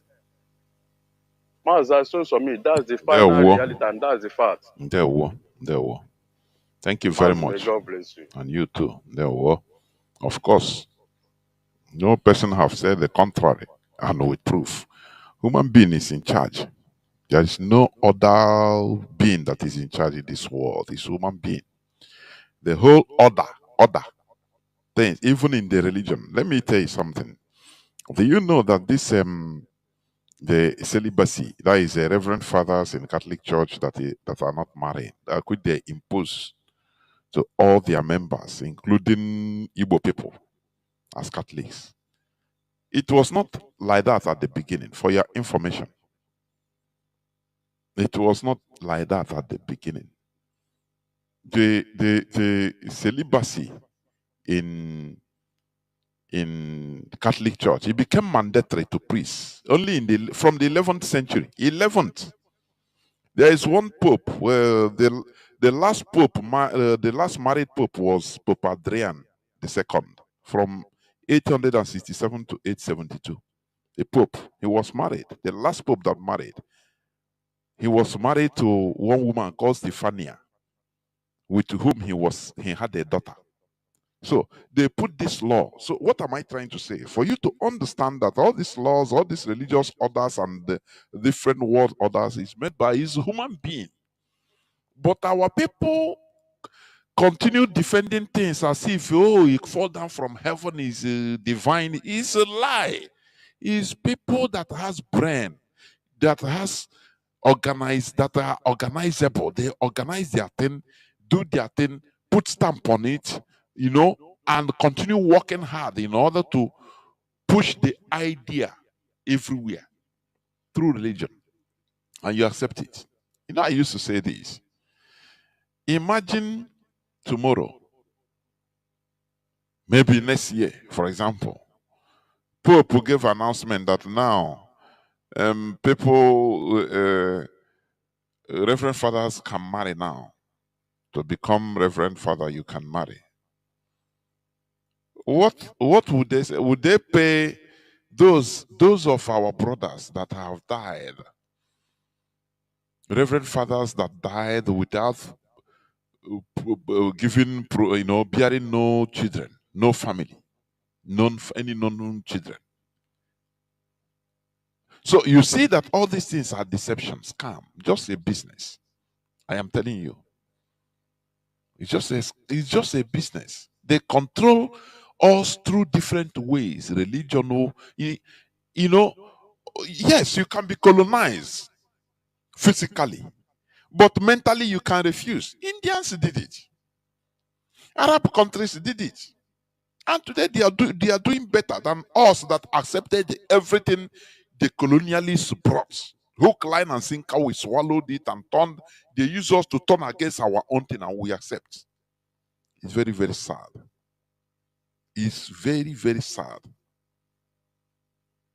Religion is a colonial weapon. The Fulani that is giving money now in Igbo land, different parts of Igbo land, including Abakaliki, to convert, make our people turn to Islam. Is it out of love? People should think about this. It's happening in our Korokoro. They turned Asari Dokobo to be a Muslim. Is it out of love? Because they want to use him for a purpose, and they are using him for that purpose, so that he will feel that, oh, is our brother. They can give him a command. If you refuse, they tell him, look at what Quran says, so you have to obey, and he will obey them. It's a colonial tool. That's why when you reject your thing will reject you. Allah reject you. You not try also. That is the thing. I'm saying honey will na-ekwueri o mepe ọnụ na public ọ na-asị ndị ancestors ha gburu twins, ha gburu ejima, ha jikwa gbarụ mụọ ndị mụrụ ya. Ịnụrụ ịnụrụ na-akpụ your parents iyi. Even the Bible, that Freemason puzzle you are using, the only among the commandments, the only one that comes with blessing is say, "Sọpụrụ nna gị na nne gị ka ụbọchị gị wee dị anya n'ụwa," so that your days will belong in this world. When do you think respecting your mother and father is only your immediate mother and father? Without your grandfather, there will be no you. Without your grandmother, there will be no you. Without your great grandmother, there will be no you. Without your great grandfather, there will be no you. If they remove any one person out of your lineage, till right from beginning, there will be no you. Ndibo, we have disrespected our parents, our fathers and mothers, and our days are no longer long in this world. That is why we are losing our land. I'm telling you. That is a place with a very big pronounced blessing. But we overlook it because we don't understand. We don't understand it. So we must continue in order to take back what belongs to us. Go back to who we are. Going back to our root is not an initiation. It's just like a prodigal son thinking, having that consciousness that look, from today, look at now, wow, let me turn around and let me at least be doing our thing. This thing they are saying, Holy Ghost fire for my ancestors. We say, no, I'm no longer inside that. That is a consciousness. You are going back to our roots. It's not all people are judging Omenala with all this okay. These people that call themselves native doctor, who they are not, they are scammers.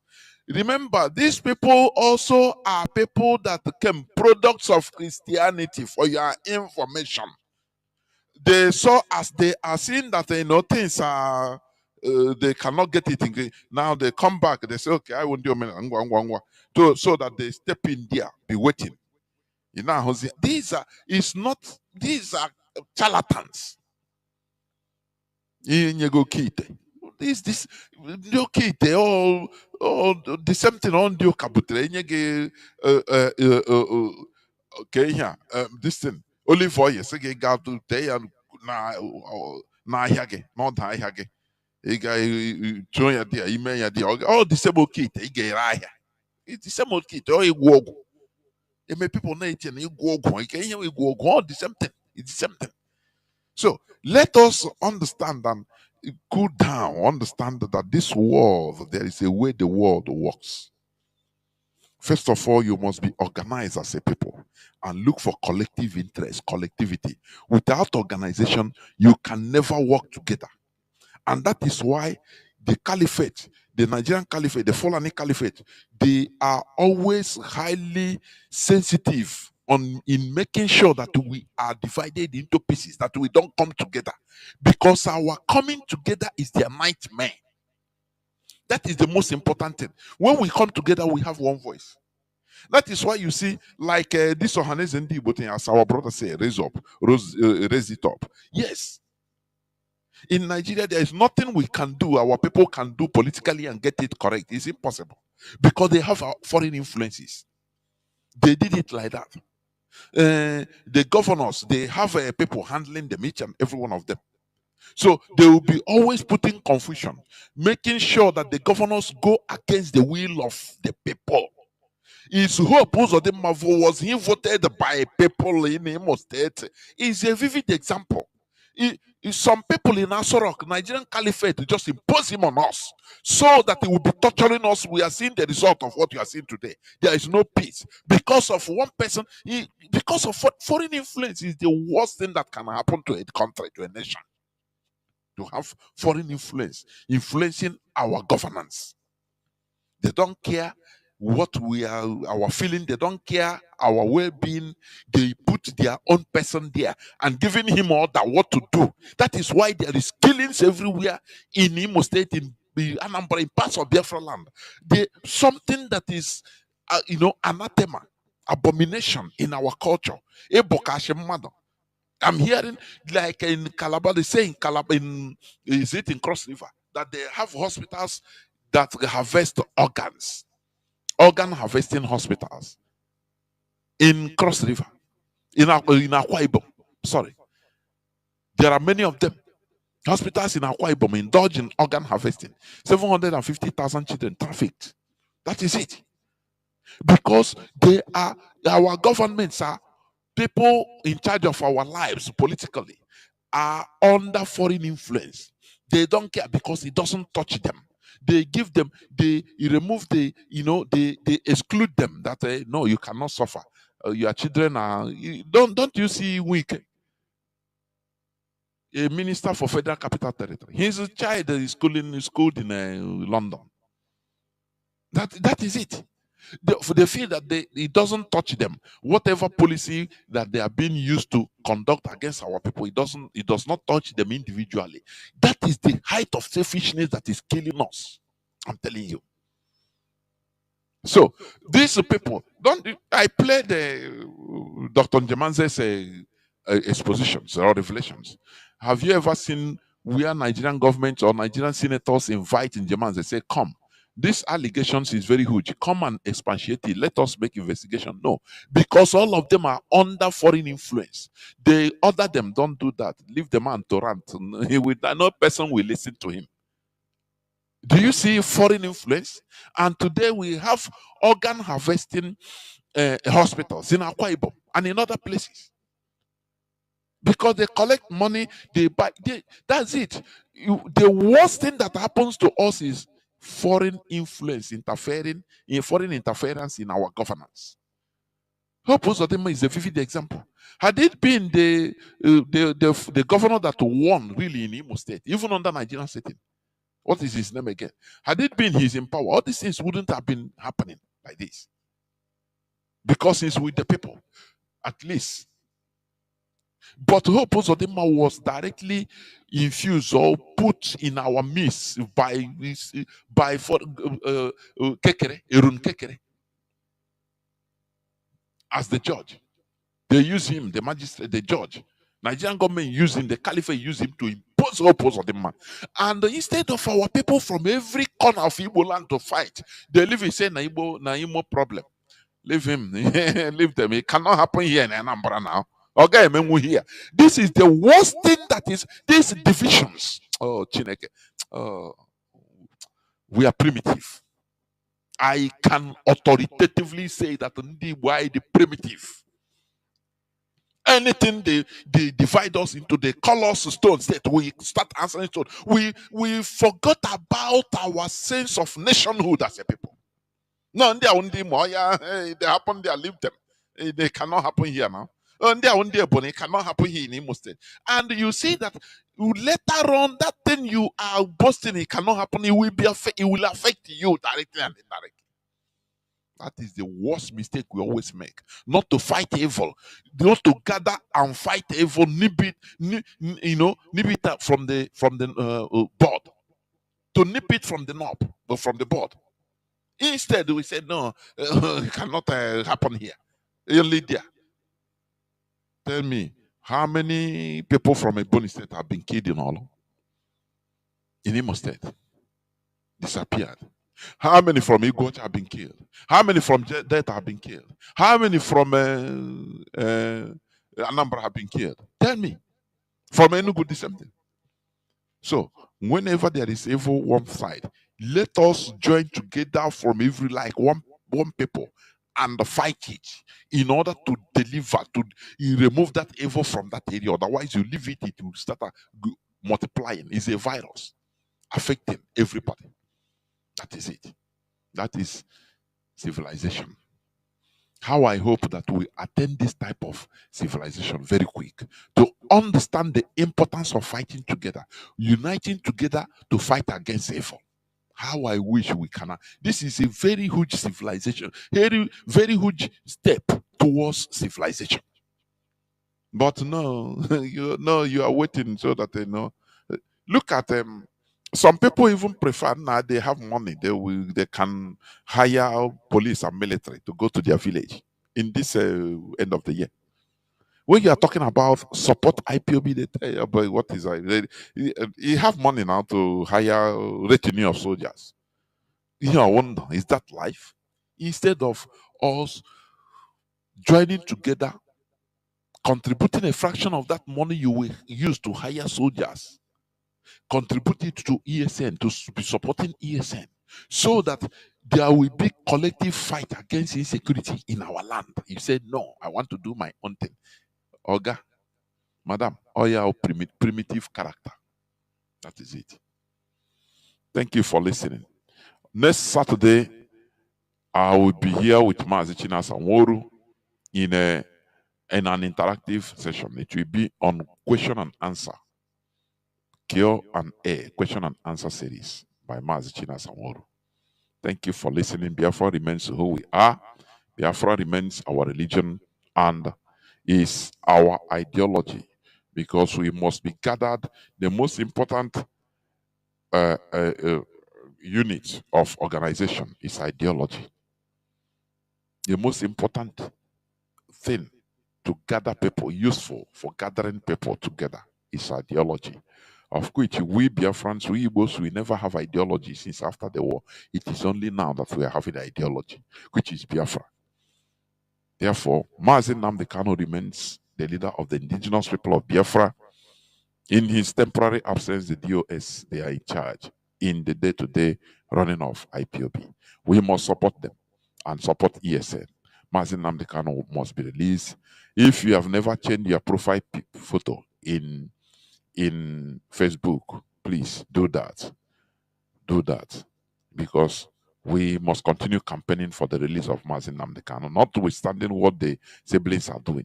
They want us to start maybe turning and equating the siblings with Mazi Nnamdi Kanu, but it cannot happen. Mazi Nnamdi Kanu remains our leader. Thank you for listening. From me, Mazi Jonathan Chinedu'S from here, it is simply good evening. Biafra.